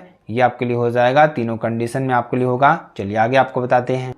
अगर 6 कंडीशन की बात करें तो ध्यान दीजिएगा, इसमें 6 कंडीशन के सेकंड की बात करें तो, ठीक है, तो इसमें आपको 6 कंडीशन मिलेगी, ठीक है ना। तो u क्या होगा, माइनस में होगा, वस्तु देखिए इधर ही होगी, प्रतिबिंब जो होगा बनेगा इधर बनेगा, अगर वस्तु यहाँ पर हो, ठीक है ना, तो प्रतिबिंब पॉजिटिव बनेगा, फोकस दूरी negative, R negative, O positive क्योंकि ऊपर रखेगा वस्तु रहेगी, वह मुख्य से ऊपर रहेगी। अगर प्रतिबिंब की बात करें तो पॉजिटिव रहेगा और m इज लेस देन 1, ठीक है ना। चलिए उत्तल दर्पण के लिए बात करेंगे, तो उत्तल दर्पण के लिए चिन्ह परिपाटी आपको एक ही दिखेगा। O क्या होगा, पॉजिटिव होगा, वस्तु आपकी इधर ही होगी, ठीक है ना, पॉजिटिव होगा, I भी पॉजिटिव होगा, V भी पॉजिटिव होगा, U माइनस होगा, वस्तु आपकी कहाँ होगी, इधर होगी। और आपका जो ऑब्जेक्ट है, ठीक है ना, जो ऑब्जेक्ट आपका क्या होगा, ऊपर होगा तो पॉजिटिव लेंगे, ठीक है ना, वस्तु आपकी इधर होगी तो माइनस लेंगे। और F की बात करेंगे तो पॉजिटिव होगा, इधर फोकस होगा आपका, पॉजिटिव होगा। और आवर्धन क्षमता की बात करें पॉजिटिव होगा, m is greater than 1, r is equal to positive, त्रिज्या भी इधर आपकी होगी तो पॉजिटिव होगी, सिंपल सी बात है। चलिए आगे आपको बताते हैं। अगला हमारा टॉपिक देखिए क्या है, बहुत ही इंपॉर्टेंट, बहुत ही महत्वपूर्ण, संयुग्मी फोकस। क्या है, संयुग्मी फोकस की बात करेंगे तो एक बिंदु पर रखे वस्तु का प्रतिबिंब क्या कर रहा है, एक बिंदु पर रखे वस्तु का प्रतिबिंब दूसरे बिंदु पर प्राप्त हो जाता है। तो दूसरे बिंदु पर रखे वस्तु का प्रतिबिंब पहले बिंदु पर प्राप्त हो तो यह दोनों बिंदु एक दूसरे के संयुग्मी फोकस कहलाएंगे। ये बिंदु क्या कहलाएंगे, एक दूसरे के संयुग्मी फोकस कहलाएंगे, ठीक है ना। ये आपके लिए हो जाएगा। संयुग्मी फोकस केवल अवतल दर्पण में ही संभव होता है। जो संयुग्मी फोकस होता है किसमें, केवल अवतल दर्पण में ही संभव होता है, ठीक है ना। यदि किसी गोली दर्पण को बीच से काट दिया जाए तो फोकस दूरी एवं क्षमता पर कोई प्रभाव नहीं पड़ता, लेकिन दर्पण का द्वारक कम हो जाता है। दर्पण का द्वारक कम हो जाने पर प्रकाश की तीव्रता कम हो जाती है, जिससे बनने वाले प्रतिबिंब की चमक कम हो जाएगी। या P बराबर क्या हो जाएगा, 1/f, या P बराबर -100/f सेंटीमीटर, ठीक है ना। ये आपके लिए हो जाएगा। दर्पणों की पहचान हम कैसे करेंगे, स्पर्श करके, यानी जब किसी समतल तल पर तीनों दर्पण को रखते हैं तो जो दर्पण स्वयं को सभी बिंदुओं पर स्पर्श करे उसे समतल दर्पण, तथा दर्पण की जो किनारों पर स्पर्श करे और बीच में न छुए वो ऐसे दर्पण को अवतल दर्पण कहते हैं। और जो दर्पण बीच में स्पर्श करे तथा किनारों पर स्पर्श न करे उसे उत्तल दर्पण कहते हैं, ठीक है ना। प्रतिबिंब को देखकर ध्यान दीजिएगा, ऐसा दर्पण जो प्रतिबिंब वस्तु से छोटा बड़ा बराबर सीधा तथा उल्टा प्राप्त करे उस प्रकार के दर्पण को अवतल दर्पण कहते हैं। वह दर्पण जो वस्तु का प्रतिबिंब वस्तु से छोटा, सीधा तथा आभासी बनाता है उसे उत्तल दर्पण कहते हैं, ठीक है ना। ऐसा दर्पण जो वस्तु का प्रतिबिंब वस्तु के बराबर प्राप्त करे उसे समतल दर्पण कहते हैं। चलिए आगे आपको बताते हैं अवतल दर्पण का उपयोग, ठीक है ना। अवतल दर्पण का उपयोग, अवतल दर्पण का उपयोग और तापायन युक्तियों में किया जाता है। जो अवतल दर्पण का उपयोग है किसमें, तापायन युक्तियों में किया जाता है। दर्पण उपकरण का उपयोग डॉक्टर आँख, नाक, कान और गले का निरीक्षण करने में करते हैं। अवतल दर्पण का उपयोग टेबल लैंप के शैडो में किया जाता है। अवतल दर्पण का उपयोग हजामती के लिए किया जाता है, ठीक है ना। उत्तल दर्पण का उपयोग स्ट्रीट लाइट में किया जाता है। ड्राइवर के सीट के बगल पीछे का दृश्य देखने में उत्तल दर्पण का प्रयोग किया जाता है, ठीक है ना। प्रकाश का अपवर्तन, ठीक है ना। जब प्रकाश की किरण पहले माध्यम से दूसरे माध्यम में प्रवेश करती है तो अपने मार्ग से विचलित हो जाती है, ठीक है ना, अपने मार्ग से विचलित हो जाती है। इस घटना को प्रकाश का अपवर्तन कहते हैं, ठीक है ना। जब प्रकाश की आपतित किरण पहले विरल माध्यम से दूसरे सघन माध्यम में प्रवेश करती है तो अपवर्तन के पश्चात किरण अभिलंब की ओर झुक जाती है। ठीक है ना। अभिलंब की ओर झुकी हुई किरण को अपवर्तित किरण कहते हैं तथा अपवर्तित किरण व अभिलंब के बीच बने कोण को अपवर्तन कोण कहते हैं। इसे क्या कहते हैं मेरे प्यारे बच्चों, बहुत ही इंपॉर्टेंट है। ठीक है ना, स्मॉल आर से प्रदर्शित करते हैं। ठीक है ना, आपतित किरण ये हमारी क्या है, आपतित किरण है, ये हमारी अपवर्तित किरण है, पुनः यह आप निर्गत किरण आपके लिए हो जाएगी। ठीक है ना, ध्यान दीजिएगा, ये आपतित किरण है, ये अपवर्तित किरण है और ये निर्गत किरण है। ठीक है ना, तो यहाँ पे देखिए अभिलंब बना हुआ है। जब आपतित किरण देखिए अगर किसी माध्यम में, अगर विरल माध्यम से सघन माध्यम में आएगी तो अभिलंब की ओर झुक जाएगी, अगर सघन माध्यम से विरल माध्यम में जाएगी तो अभिलंब से दूर जाएगी। ठीक है ना, इस बात को आप लोग नोटिस कर लीजिए।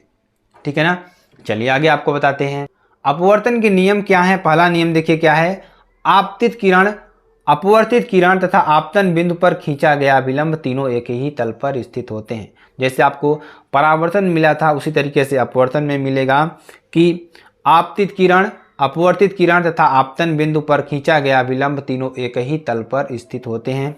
द्वितीय या स्नेल का नियम, तो किन्हीं दो माध्यमों तथा किन्हीं निश्चित रंग एवं तरंगदैर्घ्य प्रकाश के लिए आपतन कोण की ज्या एवं अपवर्तन कोण की ज्या सदैव एक नियतांक होता है, यानी कि sine I upon sine R is directly proportional to नियतांक, या sine I upon sine R बराबर एन, समीकरण नंबर 1।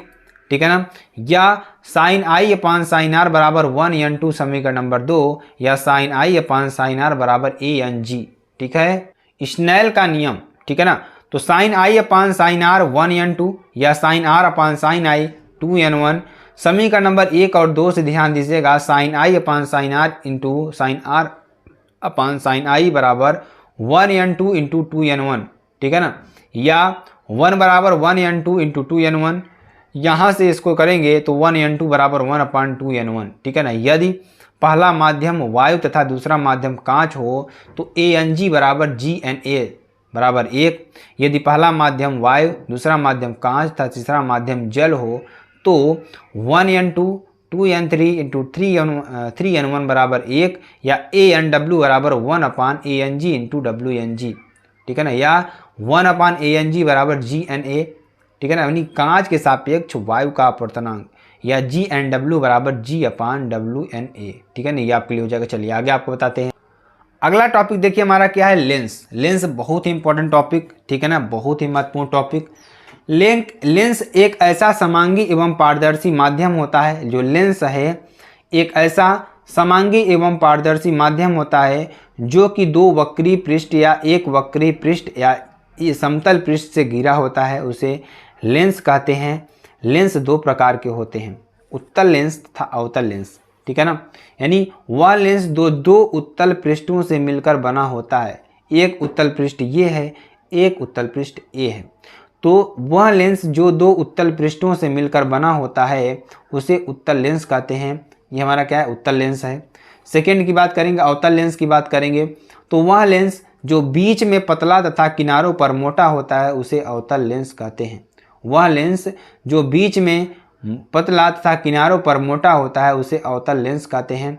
ये हमारा क्या हो जाएगा, अवतल लेंस हो जाएगा। ठीक है ना, चलिए आगे आपको बताते हैं। जिस तरीके से आपको देखिए दर्पण में परिभाषाएं मिली थी, सेम तरीके से इसी में परिभाषाएं मिलेंगी। ठीक है ना, चलिए अब देखिए अगर लेंस की बात करें तो लेंस में आपको दो वक्रता केंद्राएं मिलेंगे। मान लीजिए क्या है, हमारे लेंस है। ठीक है, ये क्या है, लेंस है। ठीक है ना, अब देखिए ध्यान दीजिएगा, इसमें देखिए अगर इसके वक्रता केंद्र की बात करें इधर बनेगा, अगर इसके वक्रता केंद्र की बात करें इधर बनेगा। ठीक है ना, तो ये चीज़ आपको ध्यान देना है।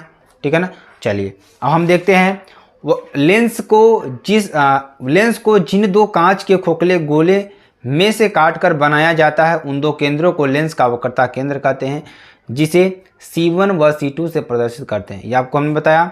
वक्रता त्रिज्या की बात करेंगे तो इसमें वक्रता त्रिज्या भी दो आपको मिलेगी। ठीक है ना, अगर इसके लिए देखेंगे तो इसके लिए अगर वक्रता की त्रिज्या, इसके लिए अलग वक्रता त्रिज्या। ठीक है ना, चलिए तो लेंस को जिन दो गोलों में से काटा जाता है उन गोलों के त्रिज्याओं को लेंस का वक्रता त्रिज्या कहते हैं। इसे R1 व R2 से प्रदर्शित करते हैं। ध्रुव की बात करेंगे तो लेंस के दो ध्रुव होते हैं, इसे P1 व P2 से प्रदर्शित करते हैं। मुख्य अक्ष की बात करेंगे तो लेंसों के वक्रता केंद्रों को मिलाने वाली रेखा को मुख्य अक्ष कहते हैं। लेंसों के वक्रता केंद्रों को मिलाने वाली रेखा को मुख्य अक्ष कहते हैं। इसे C1 व C2 से प्रदर्शित करते हैं। C1 C2 से प्रदर्शित करते हैं, ठीक है ना। चलिए आगे आपको बताते हैं। प्रकाशिक केंद्र, जब प्रकाश की किरण लेंसों से आपतित होकर, ठीक है, आपतित होती है तो आपतित किरण निर्गत किरण के समांतर हो जाती है। जो आपतित किरण है वह निर्गत किरण के समांतर हो जाती है तथा अपवर्तित किरण लेंस को जिस बिंदु पर काटती है उसे लेंस का प्रकाशिक केंद्र कहते हैं। इसे C या O से प्रदर्शित करते हैं, ठीक है ना। तो उत्तल या अवतल लेंस की प्रथम फोकस दूरी, ठीक है ना। तो उत्तल या अवतल लेंस के प्रकाशिक केंद्र से प्रथम फोकस बिंदु के बीच की दूरी को प्रथम फोकस दूरी कहते हैं। इसे F1 से प्रदर्शित करते हैं। उत्तल लेंस के लिए F बराबर -B और अवतल लेंस के लिए F बराबर +B होता है, ठीक है ना। चलिए आगे आपको बता, उत्तल लेंस का द्वितीय फोकस, तो उत्तल लेंस के दाईं ओर स्थित वह बिंदु, उत्तल लेंस के दाईं ओर, ठीक है ना, स्थित वह बिंदु जब प्रकाश किरण मुख्य अक्ष के समांतर उत्तल लेंस पर आपतित होती हैं तो अपवर्तन के पश्चात जिस बिंदु से होकर जाती हैं उसे उत्तल लेंस का द्वितीय फोकस कहते हैं। देखिए ये मुख्य अक्ष के समांतर जा रही हैं, अपवर्तन के पश्चात क्या होगा, जिस बिंदु से होकर जाएंगे ना उसे हम क्या कहेंगे, उसका द्वितीय फोकस कहते हैं। इसे F2 से प्रदर्शित करते हैं। अवतल लेंस का द्वितीय फोकस क्या हो जाएगा, जब प्रकाश की किरण मुख्य अक्ष के समांतर अवतल लेंस पर आपतित होती है। कहाँ पर, मुख्य अक्ष के समांतर अवतल लेंस पर आपतित होती है तो अपवर्तन के पश्चात जिस बिंदु से होकर जाती हुई प्रतीत होती है उसे अवतल लेंस का द्वितीय फोकस कहते हैं। इसे F2 से प्रदर्शित करते हैं, ठीक है ना। तो ध्यान दीजिएगा क्या कर रहा है, जब प्रकाश की किरण क्या कर रहा है, मुख्य अक्ष के समांतर अवतल लेंस पर आपतित होती हैं, ठीक है ना। तो अपवर्तन के पश्चात जिस बिंदु से होकर जाती हुई, यहाँ से देखिए, जिस बिंदु से होकर यहाँ से जाती हुई आपको प्रतीत होंगी, ठीक है ना, तो उसे अवतल लेंस का द्वितीय फोकस कहते हैं, ठीक है ना। यहाँ पर ध्यान दीजिएगा, इसे अवतल लेंस का द्वितीय फोकस कहते हैं। इसे F2 से प्रदर्शित करते हैं, ठीक है ना। चलिए आगे आपको बताते हैं। लेंस द्वारा निर्देशांक ज्यामिति की चिन्ह परिपाटी, तो लेंसों पर प्रकाश की किरण सदैव बाईं ओर से आपतित की जाती है। जो लेंस होते हैं ना, लेंसों पर जो प्रकाश की किरण है सदैव बाईं ओर से आपतित की जाती हैं। लेंसों में समस्त दूरियां प्रकाशिक केंद्र से मुख्य अक्ष के साथ साथ मापी जाती हैं। मुख्य अक्ष के ऊपर स्थित, देखिए जैसे उसमें था, क्या कहते हैं, दर्पण में था, उसी तरीके से लेंस में भी होगा। अगर मुख्य अक्ष के ऊपर हम लंबाई को नापेंगे तो धनात्मक में, नीचे जाएंगे तो ऋणात्मक में, दाईं ओर लेंगे तो, ठीक है ना, देखिए बाईं ओर लेंगे तो ऋणात्मक, दाईं ओर लेंगे तो धनात्मक, यही चीज़ है इसमें भी, ठीक है ना। तो लेंसों से समस्त दूरियां प्रकाशिक केंद्र से मुख्य अक्ष के साथ साथ मापी जाती हैं। मुख्य अक्ष के ऊपर स्थित वस्तु या प्रतिबिंब की ऊंचाई का चिन्ह धनात्मक होता है, जबकि मुख्य अक्ष के नीचे स्थित वस्तु या प्रतिबिंब का चिन्ह ऋणात्मक होता है। वस्तु की ऊंचाई की O से तथा प्रतिबिंब की ऊंचाई को I से प्रदर्शित करते हैं। आपतित किरण की दिशा को नापी गई दूरियों का चिन्ह धनात्मक तथा आपतित किरण की विपरीत दिशा में नापी गई दूरियों का चिन्ह ऋणात्मक होता है। प्रकाशिक केंद्र से वस्तु की दूरी U से तथा प्रतिबिंब की दूरी V से प्रदर्शित करते हैं। उत्तल लेंस की फोकस दूरी धनात्मक होती है तथा अवतल लेंस की फोकस दूरी ऋणात्मक होती है। चलिए आगे आपको बताते हैं। उत्तल लेंस की अभिसारी क्रिया, ठीक है ना, वह लेंस जो अपने ऊपर पड़ने वाली प्रकाश की किरण को एक बिंदु पर एकत्रित करता है उसे उत्तल लेंस की अभिसारी क्रिया कहते हैं। यहाँ पर ध्यान दीजिएगा, यहाँ पर जहाँ पर किरण एक जगह मिलेगी ना उसी को हम क्या कहेंगे, अभिसारी क्रिया करेंगे। अपसारी क्रिया की मतलब जब किरण क्या होगी, फैलेगी, समांतर जा रही है, यहाँ पर देखिएगा फैलने का कार्य हो रहा है, मतलब वह लेंस जो अपने ऊपर पड़ने वाली प्रकाश की किरण को बिखेर देती है उसे अवतल लेंस की अपसारी क्रिया कहते हैं, ठीक है ना। चलिए आगे आपको बताते हैं। लेंस द्वारा प्रतिबिंब बनने के नियम कौन कौन से हैं उसके बारे में आपको बताते हैं। देखिए, जब प्रकाश की किरण लेंसों पर मुख्य अक्ष के समांतर आपतित होती है तो क्या होता है, अपवर्तन के पश्चात द्वितीय फोकस से होकर जाती है, लेंस से तथा जाती हुई प्रतीत होती है। लेंस, ठीक है, तो लेंस दर्पण, देखिए ध्यान दीजिएगा, ये ध्यान दीजिएगा, लेंस में यहाँ पर अगर समांतर होगी तो मुख्य फोकस से होकर जाएगी, यहाँ पे समांतर होगी तो फोकस से आती हुई प्रतीत होगी, ठीक है ना, फोकस से आती हुई प्रतीत होगी, ठीक है ना। जब प्रकाश की किरण उत्तल लेंस से के प्रथम फोकस की होकर जाती है, यहाँ से प्रथम फोकस से होकर जाती है तो अपवर्तन के पश्चात क्या होगा, मुख्य अक्ष के क्या होगा कि समांतर हो जाएगी, ठीक है ना। और लेंस से तथा फोकस की ओर आती हुई प्रतीत होती है तो अवतल लेंस होगा। देखिए यहाँ पर आती हुई प्रतीत होगी, यहाँ से क्या होगा, आती हुई प्रतीत होगी, यहाँ से ध्यान दीजिएगा, बहुत ही इंपॉर्टेंट है, ठीक है ना, वेरी वेरी मोस्ट इंपॉर्टेंट है आपके लिए, ठीक है ना। चलिए आगे आपको बताते हैं। जब प्रकाश की किरण प्रकाशिक केंद्र से आपतित की जाती है तो अपवर्तन के पश्चात बिना विचलित हुए सीधे चली जाती है उत्तल लेंस में तथा जाती हुई प्रतीत होती है अवतल लेंस में, ठीक है ना। तो यहाँ पर ध्यान दीजिएगा, ये वक्रता केंद्र से हो जाएगा, ठीक है ना, यहाँ से आती हुई प्रतीत होगी आपकी, ठीक है ना। चलिए लेंस द्वारा प्रतिबिंब का बनना, से दर्पण द्वारा प्रतिबिंब का बनना था, अब लेंस द्वारा प्रतिबिंब का बनना। जब वस्तु अनंत पर हो, जब वस्तु कहाँ पर हो, अनंत पर हो, ठीक है ना, तो प्रतिबिंब कहाँ बनेगा, प्रतिबिंब आपका कहाँ बनेगा, द्वितीय फोकस पर बनेगा और वास्तविक उल्टा तथा वस्तु से छोटा, कहाँ पर, वास्तविक उल्टा तथा वस्तु से छोटा। चलिए आगे आपको बताते हैं। केस सेकंड की बात करेंगे, जब वस्तु अनंत पर तथा सी के बीच हो, ठीक है ना, तो क्या हो जाएगा, यहाँ पर ध्यान दीजिएगा, यहाँ से जा रही है, समांतर जाएगी, पुनः केंद्र से होकर जाएगी, तो ये तो केंद्र से ही लौट जाएगी, लेकिन ये जो है कहाँ पर बनेगा, वक्रता केंद्र और मुख्य फोकस के बीच में बनेगा, ठीक है ना। तो प्रतिबिंब की स्थिति कहाँ होगी, मुख्य फोकस 2 और C2 के बीच प्राप्त होगा, उल्टा वास्तविक एवं वस्तु से छोटा। जब वस्तु C1 पर स्थित हो तो यहाँ पर ध्यान दीजिएगा, यहाँ से जाएगा, ठीक है ना, पुनः यहाँ से लौट जाएगी और ये कहाँ पर मिलेगा, यहाँ पे वक्रता केंद्र पर बनेगा। मतलब प्रतिबिंब की स्थिति कहाँ होगी, C2 पर प्राप्त होता है। प्रतिबिंब की प्रकृति क्या होगा, वास्तविक उल्टा तथा वस्तु के बराबर, ठीक है ना। केस 4 की बात करेंगे, जब वस्तु C1 तथा F1 के बीच हो, ठीक है ना, तो यहाँ पर ध्यान दीजिएगा, बहुत ही इंपॉर्टेंट है, बहुत ही महत्वपूर्ण है।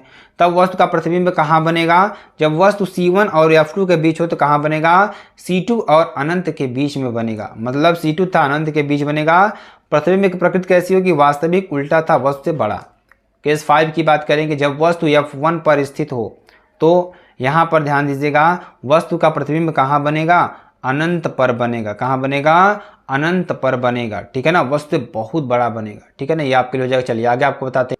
केस 3 की बात करेंगे, जब वस्तु F1 तथा C के बीच हो तो देखिए वस्तु का प्रतिबिंब कहाँ बनेगा, उसी ओर बनेगा, वस्तु से पीछे प्राप्त होगा, आभासी सीधा था वस्तु से बहुत बड़ा, ठीक है ना। अवतल लेंस द्वारा प्रतिबिंब का बनना, ध्यान दीजिएगा क्या होगा, प्रतिबिंब की स्थिति क्या होगी, ध्यान दीजिएगा, यहाँ से प्रतिबिंब गया, यहाँ से ध्यान दीजिएगा, यहाँ से आती हुई प्रतीत होगी, ठीक है ना।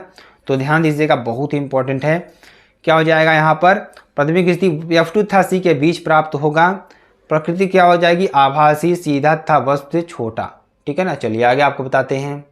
लेंस की रेखीय आवर्धन क्षमता, तो किसी वस्तु के प्रतिबिंब की लंबाई I एवं वस्तु की लंबाई O के अनुपात को रेखीय आवर्धन क्षमता कहते हैं। इसे स्मॉल m से प्रदर्शित करते हैं। यह एक अदिश राशि है, फिर भी इसका कोई मात्रक नहीं है। तो m बराबर क्या हो जाएगा, I/O या I/O बराबर V/U। ऐसा क्यों है, इसका मात्रक नहीं है, क्योंकि देखिए इसको भी मीटर में लेंगे, इसको भी मीटर में लेंगे तो कट जाएगा, तो मात्रकहीन बन जाएगा, ठीक है ना। तो इस तरीके से होता है। देखिए यहाँ पर ये आपके लिए फार्मूला हो जाएगा, ठीक है ना। चलिए आगे आपको बता, या I/O बराबर V/U, ठीक है ना। चलिए उत्तल लेंस के लिए फोकस दूरी के लिए सूत्र, तो उत्तल लेंस के लिए फोकस दूरी के लिए सूत्र क्या होगा, ध्यान दीजिए, तो क्या होगा, इसको आप लिख लेंगे, किसके लिए, उत्तल लेंस के लिए लिखेंगे, क्या लिखेंगे, 1/f माइनस 1/u बराबर 1/f, ठीक है ना, इसको लिख लेंगे। अवतल लेंस के लिए जो फोकस दूरी का सूत्र होगा क्या होगा, 1/v माइनस 1/u बराबर 1/f। ये आप दोनों सूत्र लिख लीजिएगा, ठीक है ना। अब देखिए अगला क्या है, m, f तथा v में संबंध। तो इसमें संबंध क्या होगा, इसको आप लोग याद कर लीजिएगा, m बराबर f माइनस v/f, ठीक है ना। m, f तथा u में संबंध, ठीक है, क्या होगा, m बराबर f/f प्लस u। तो उत्तल लेंस के लिए रेखीय आवर्धन क्षमता m बराबर क्या हो जाएगा, I इज लेस देन 0 या m is less than 1। I बराबर 0 पर क्या होगा, m बराबर 1। I इज ग्रेटर देन 0 पर m इज ग्रेटर देन 1, ठीक है ना। अवतल लेंस के लिए क्या हो जाएगा, m बराबर I is less than O, जब प्रतिबिंब किससे छोटा हो, आपसे छोटा हो, तो m इज लेस देन 1 होगा, ठीक है। उत्तल लेंस के लिए चिन्ह परिपाटी u बराबर क्या होगा, माइनस, v बराबर क्या होगा, प्लस। देखिए u क्या है, वस्तु की दूरी, v प्रतिबिंब की दूरी, और f क्या है, फोकस दूरी, फोकस। ये O क्या है, वस्तु की लंबाई, I प्रतिबिंब की लंबाई, ठीक है ना। यम का मान अगर माइनस है तो बड़ा भी हो सकता है, बराबर भी हो सकता है, छोटा भी हो सकता है, ठीक है ना। लास्ट 6 कंडीशन, ठीक है ना। तो u बराबर क्या हो जाएगा माइनस, v बराबर माइनस, f बराबर प्लस, o बराबर प्लस, i बराबर प्लस v, m बराबर प्लस, m बराबर m इज ग्रेटर देन। अवतल लेंस के लिए चिन्ह परिपाटी, u बराबर माइनस, o बराबर प्लस, f बराबर माइनस, v बराबर माइनस, i बराबर प्लस, m बराबर plus, m is less than 1। तो मेरे प्यारे बच्चों ये आपका पार्ट फर्स्ट था, जिसमें आपको लेंस से लेकर जो पार्ट फर्स्ट में बताया गया प्रकाशिक के बारे में, उसके बारे में थ्योरेटिकल चीज़ें थी। अब आपको प्रकाश का प्रकीर्णन जो अगला टॉपिक है वो आपको बताया जाएगा नेक्स्ट पार्ट में, ठीक है ना। तो फिर मिलते हैं नेक्स्ट वीडियो में नए टॉपिक के साथ। तब तक के लिए जय हिंद, जय Bharat, bye bye, take care. में देखते हैं 9वें चैप्टर में अगला टॉपिक हमारा क्या रहेगा, मानव नेत्र, ठीक है ना। तो मानव नेत्र होता क्या है, इसके बारे में देखिए क्वेश्चन पूछता है, तो पूरी जानकारी पढ़ेंगे, अच्छी तरीके से समझाने का प्रयास करेंगे, ठीक है ना। तो मानव नेत्र एक प्राकृतिक कैमरा है। जो मानव नेत्र होता है क्या होता है, एक प्राकृतिक कैमरा होता है। आप मोबाइल का कैमरा देखते होंगे, जो शादी विवाह में कैमरा चलते हैं वो कैमरा देखे होंगे, लेकिन जो मानव नेत्र है ना वो क्या है, एक प्राकृतिक कैमरा है, ठीक है ना। जब नेत्र की पलक खुलती है, जब नेत्र का जो पलक है ना ऊपर वाली वो खुलती है, तो नेत्र के सामने स्थित वस्तु से चलने वाली किरण कार्निया से होता हुआ जैसे ही उत्तल लेंस पर पड़ता है, तो अपवर्तन के पश्चात वस्तु का वास्तविक प्रतिबिंब रेटिना पर प्राप्त होता है, ठीक है ना। जैसे ही देखिए, जैसे ही आपकी पलक खुलती है, आपकी आंख पर क्या होता है, जो वस्तु चमक रही है ना उसका प्रकाश आपके रेटिना पड़ेगा, और रेटिना क्या करेगा, उसका प्रतिबिंब किस पर, उत्तल लेंस पर ले जा करके आपको वास्तविक प्रतिबिंब दिखाएगा, ठीक है ना। इस तरीके से चलिए यहाँ पर ध्यान दीजिएगा। ये देखिए मानव नेत्र का कार्य है, देखिए यहाँ से प्रकाश आई, ये उत्तल लेंस पर पड़ी और यहाँ से चली गई, ठीक है ना। तो इसी तरीके से आपका यहाँ पर फिगर बनने वाला है, ठीक है ना। चलिए आगे आपको बताते हैं। तो देखिए आपका पूरा क्या है, मानव नेत्र है। मानव नेत्र के बारे में अच्छी तरीके से पढ़ते हैं, ध्यान दीजिएगा। यहाँ पर क्या है, पोस्टेरियर क्लैम्बर, ठीक है ना, अटेरियर क्लैम्बर, ये आपके लिए सारे पूरे नाम आँख का पूरा क्या है, ध्यान दीजिएगा, पूरी संरचना है, ठीक है ना। तो आपको अच्छी तरीके से बताते हैं मानव नेत्र, ठीक है ना। मानव नेत्र में कुछ भाग हैं, कौन कौन से भाग हैं, पहला दृढ़ पटल, ठीक है ना।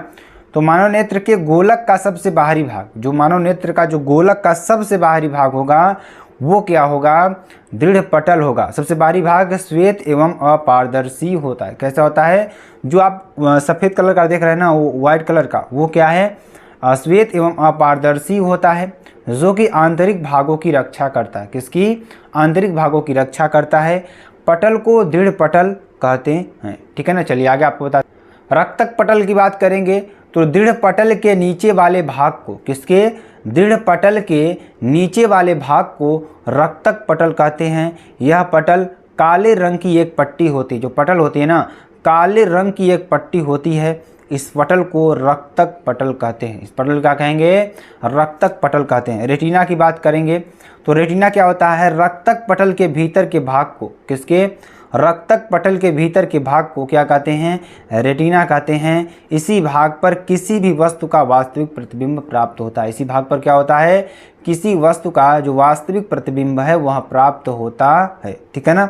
चलिए पीत बिंदु की बात करेंगे तो दृष्टि पटल का वह बिंदु, किसका, दृष्टि बिंदु पटल का वह बिंदु जहाँ पर किसी भी प्रतिबिंब की सुग्राहिता सबसे अधिक होती है उसे पीत बिंदु कहते हैं। उसे क्या कहते हैं, पीत बिंदु कहते हैं, ठीक है ना। अंध बिंदु किसे कहते हैं, किसको, अंध बिंदु। तो दृष्टि पटल का वह बिंदु, किसका, दृष्टि पटल का वह बिंदु जहाँ पर बनने वाले प्रतिबिंब की सुग्राहिता सबसे कम यानी शून्य होती है उसे अंध बिंदु कहते हैं। क्या कहते हैं, अंध बिंदु कहते हैं। नेत्रोद या जलीय द्रव की बात करेंगे तो कार्निया एवं आइरिस के बीच में उपस्थित द्रव को नेत्रोद या जलीय द्रव कहते हैं, ठीक है ना। कार्निया एवं आइरिस के बीच में उपस्थित द्रव को क्या कहेंगे, नेत्रोद या जलीय द्रव कहते हैं, ठीक है ना। चलिए आगे आपको बताते हैं। आइरिस या परितारिका की बात करेंगे, ठीक है ना। तो कार्निया के भीतर तथा पुतली नेत्रधारा के नज़दीक छठी आकृति के मांसपेशियों का बना एक भाग होता है जिसे आइरिस या परितारिका कहते हैं, ठीक है ना। पुतली या नेत्रतारा की बात करेंगे, उत्तल लेंस में एक पतला या छिद्र होता है। उत्तल लेंस में क्या होता है, एक पतला सा छिद्र होता है। इसी छिद्र से प्रकाश की किरण नेत्र के आंतरिक भाग में प्रवेश करती है, जिसे पुतली या नेत्र तारा कहते हैं। यह कम प्रकाश में अधिक तथा अधिक प्रकाश में कम खुलता है। यह क्या होता है? कम प्रकाश में अधिक तथा अधिक प्रकाश में कम खुलता है। ठीक है ना। दर्शन कोण की बात करेंगे, दर्शन कोण किसे कहते हैं? ठीक है ना। तो किसी वस्तु से मानव नेत्र पर बने कोण को दर्शन कोण कहते हैं। क्या कहते हैं? किसी वस्तु से मानव नेत्र पर बने कोण को क्या कहेंगे? दर्शन कोण कहते हैं। तो वस्तु क्या है? देखिए ये वस्तु है, यहाँ से आप देख रहे हैं। ठीक है ना। ये जो प्रतिबिंब बन रहा है इसी को हम क्या कहेंगे? दर्शन कोण कहते हैं। ठीक है ना। नेत्र दोष या दृष्टि दोष की बात करेंगे तो मानव नेत्र के गोलक में उत्पन्न होने वाले दोष को नेत्र या दृष्टि दोष कहते हैं। किसमें? मानव नेत्र के गोलक में उत्पन्न होने वाले दोष को नेत्र या दृष्टि दोष कहते हैं। नेत्र दोष के प्रकार कौन कौन से? निकट दृष्टि दोष। कौन से है निकट दृष्टि दोष? ध्यान दीजिएगा। मानव नेत्र का वह दोष, किसका? मानव नेत्र का वह दोष जिसमें निकट की वस्तुएं स्पष्ट रूप से दिखाई देती हैं एवं दूर की वस्तुएं स्पष्ट रूप से दिखाई नहीं देती हैं, उसे निकट दृष्टि दोष कहते हैं। ठीक है ना। तो मानव नेत्र का वह दोष जिसमें निकट की वस्तुएं स्पष्ट रूप से दिखाई देती हैं एवं दूर की वस्तुएं स्पष्ट रूप से दिखाई नहीं देती हैं, उसे निकट दृष्टि दोष कहते हैं। ठीक है ना। कारण की बात करेंगे तो निकट दृष्टि दोष का मुख्य कारण क्या है? यहाँ इसमें गोलक का अग्रभाग बढ़ जाता है। ठीक है ना। निवारण की बात करेंगे, इस दोष के निवारण हेतु अवतल लेंस का उपयोग किया जाता है। किसका? अवतल लेंस का उपयोग किया जाता है। ठीक है। दूरदृष्टि दोष, मानव नेत्र का वह दोष जिसमें मानव को दूर की वस्तु स्पष्ट रूप से दिखाई देती है, यानी मानव नेत्र का वह दोष जिसमें मानव को दूर की वस्तु स्पष्ट दिखाई देती है परंतु पास की वस्तु में स्पष्ट नहीं दिखाई देती हैं, ऐसे दोष को दूरदृष्टि दोष कहते हैं। ठीक है ना। कारण की बात करेंगे तो इस दोष में गोलक का अग्रभाग घट जाता है। इसमें क्या होता है? जो गोलक होता है उसका अग्रभाग क्या होता है? घट जाता है। निवारण की बात करेंगे, इसके निवारण हेतु उत्तल लेंस का प्रयोग करना चाहिए। किसका? उत्तल लेंस का प्रयोग करना चाहिए। चलिए आगे आपको बता, जरा दृष्टि दोष। ठीक है ना। जरा दृष्टि दोष किसे कहते हैं? तो ऐसा दोष जिसमें निकट एवं दूर दृष्टि दोष दोनों होते हैं उसे जरा दृष्टि दोष कहते हैं। ऐसा दोष जिसमें निकट एवं दूर दृष्टि दोष दोनों होते हैं जरा दृष्टि दोष कहते हैं। ठीक है ना। कारण की बात करेंगे, इसका मुख्य कारण गोलक के अग्रभाग के बढ़ या घट जाने के कारण होता है। किसके कारण? इसका मुख्य कारण क्या है? गोलक के अग्रभाग के बढ़ या घट जाने के कारण होता है। ठीक है। निवारण की बात करेंगे तो इसके निवारण हेतु द्विफोकसी लेंस का प्रयोग होता है, यानी द्विफोकसी लेंस का प्रयोग किया जाता है, जिसके चश्मे के ऊपरी भाग पर अवतल लेंस तथा निचले भाग पर उत्तल लेंस का प्रयोग किया जाता है। ठीक है। अबिंदुकता की बात करेंगे, अबिंदुकता की बात करेंगे तो मानव नेत्र का यह दोष गोली विपतन के कारण होता है। किस कारण? गोली विपतन के कारण होता है। इस दोष में व्यक्ति को क्षैतिज एवं ऊर्ध्वाधर रखी वस्तु धुंधली दिखाई पड़ती है। ठीक है ना। कारण की बात करेंगे, यह दोष कार्निया के पूर्ण रूप से गोल न होने के कारण उत्पन्न होता है, जिसके गोलक के अग्रभाग की त्रिज्या अधिक एवं पश्च भाग की त्रिज्या कम होती है। ठीक है ना। तो निवारण की बात करेंगे, इसके निवारण हेतु बेलनाकार लेंस का प्रयोग किया जाता है। ठीक है। वर्णाधार दृष्टि दोष। ठीक है ना। तो जब कोई व्यक्ति एक से अधिक रंगों को पहचान नहीं पाता तो उसे दोष को वर्णाधार दृष्टि दोष कहते हैं। ठीक है ना। कारण के में देखेंगे, कारण में यह दोष नेत्र में उपस्थित शंक्वाकार के अभाव के कारण होता है। ठीक है। निवारण की बात करेंगे तो इसका कोई निवारण नहीं होता है, यह जन्मजात होता है। ठीक है ना। सूक्ष्मदर्शी की बात करेंगे। ठीक है ना। सूक्ष्मदर्शी किससे कहते हैं? ठीक है ना। बहुत ही इंपॉर्टेंट टॉपिक, बहुत ही महत्वपूर्ण टॉपिक। ठीक है ना। आपके लिए बेहद इंपॉर्टेंट टॉपिक है। ठीक है ना। चलिए आगे आपको बताते हैं क्या सूक्ष्मदर्शी किसे कहते हैं। ठीक है ना। तो सूक्ष्मदर्शी के बारे में पढ़ेंगे, बहुत ही इंपॉर्टेंट है। ठीक। तो यह एक ऐसा क्या है? ध्यान दीजिएगा, यह एक ऐसा बहुत ही इंपॉर्टेंट है, बहुत ही महत्वपूर्ण है। ठीक है ना। आप सभी लोग ध्यान दीजिएगा, ज़रूर से ज़रूर इसको ध्यान दीजिएगा। ठीक है ना। ये आपके लिए बेहद इंपॉर्टेंट और बेहद ही महत्वपूर्ण है। ठीक है ना। तो यह एक ऐसा प्रकाशिक यंत्र है जिसकी सहायता से सूक्ष्म वस्तु का प्रतिबिंब स्पष्ट रूप से देख सकते हैं, यह निम्नलिखित दो प्रकार के होते हैं। मतलब कि यह एक ऐसा प्रकाशिक यंत्र है जिसकी सहायता से सूक्ष्म वस्तु का प्रतिबिंब स्पष्ट रूप से देख सकते हैं। यह निम्नलिखित दो प्रकार के होते हैं। पहला, सरल सूक्ष्मदर्शी। कौन सा? सरल सूक्ष्मदर्शी। यह ऐसा प्रकाशिक यंत्र है जिसकी सहायता से सूक्ष्म वस्तु को, मतलब छोटी सी वस्तु को स्पष्ट रूप से देखा जा सकता है। इसमें उत्तल लेंस लगा होता है, ध्यान दीजिएगा, किसी फ्रेम से बंधा होता है। इसका उपयोग घड़ी के कलपुर्जों एवं इलेक्ट्रॉनिक के कलपुर्जों को देखने में किया जाता है। ठीक है ना। चलिए आगे आपको बता। सरल सूक्ष्मदर्शी, जब अंतिम प्रतिबिंब स्पष्ट डिस्क की न्यूनतम दूरी पर प्राप्त हो तो, ध्यान दीजिएगा, जब सरल सूक्ष्मदर्शी, जब प्रतिबिंब कहाँ पे हो? अंतिम प्रतिबिंब स्पष्ट डिस्क की न्यूनतम दूरी पर प्राप्त हो तो यम बराबर क्या हो जाएगा? 1 + d/f, यानी d बराबर 25 सेंटीमीटर। सेकेंड की बात करेंगे, जब अंतिम प्रतिबिंब अनंत पर प्राप्त हो तो यम बराबर d/f। ठीक है ना। संयुक्त सूक्ष्मदर्शी की बात करेंगे, यह एक ऐसा प्रकाशिक यंत्र है जिसकी सहायता से सूक्ष्म वस्तुओं का प्रतिबिंब स्पष्ट रूप से देखा जा सकता है। ठीक है ना। इसमें दो उत्तल लेंस लगे होते हैं जो किसी बेलनाकार आकृति से बंधे होते हैं। जिस लेंस का द्वारक बड़ा तथा नेत्र की ओर होता है उसे नेत्रिका लेंस कहते हैं। जिस लेंस का द्वारक छोटा एवं वस्तु की ओर होता है उसे अभिदृश्यक लेंस कहते हैं। इसमें एक दंतुर दंड चक्र लगा होता है जिससे वस्तु के प्रतिबिंब को जूम कर देख सकते हैं। ठीक है ना। ये आपको देख लिए, ये अभिदृश्यक लेंस है, ये नेत्रिका लेंस है, ये दंतुर चक्र है जिसको घटा बढ़ा करके हम वस्तु को देख सकते हैं। ठीक है।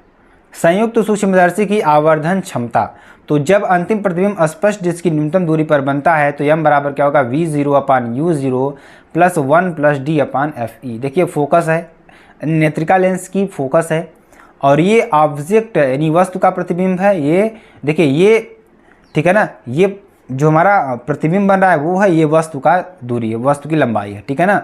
नली की लंबाई क्या हो जाएगी? v0 + ue। ठीक है ना। जब अंतिम प्रतिबिंब अनंत पर प्राप्त हो तो m बराबर v0/u0 × d/fe। नली की लंबाई l बराबर v0 + fe। ठीक है ना। चलिए आगे आपको बताते हैं। दूरदर्शी की बात करेंगे। ठीक है। दूरदर्शी जैसे दूर की वस्तुओं को अच्छी तरीके से पास में देखने के लिए क्या करते हैं? ये देखिए, नेत्रिका लेंस इधर लगाते हैं, अभिदृश्यक लेंस इधर लगाएंगे और दंतुर दंड चक्र इधर लगाएंगे। ठीक है ना।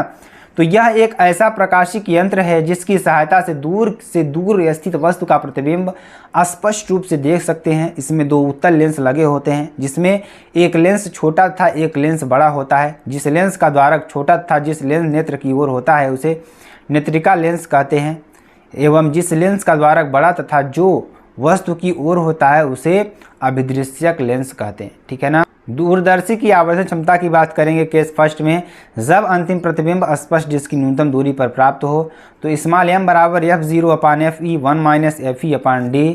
ठीक है ना। नली की लंबाई l बराबर f0 + ue। ठीक है ना।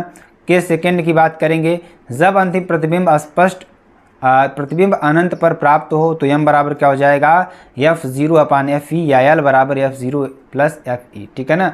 ये आपके लिए हो जाएगा। चलिए आगे आपको बताते हैं। तो ये पूरा 9 चैप्टर था मेरे प्यारे बच्चों। अगर आपको वीडियो पसंद आती है आप चैनल को लाइक, शेयर, कमेंट सब जरूर कर सकते हैं। फिर मिलते हैं नेक्स्ट वीडियो में नए टॉपिक के साथ। तब तक के लिए जय हिंद, जय भारत।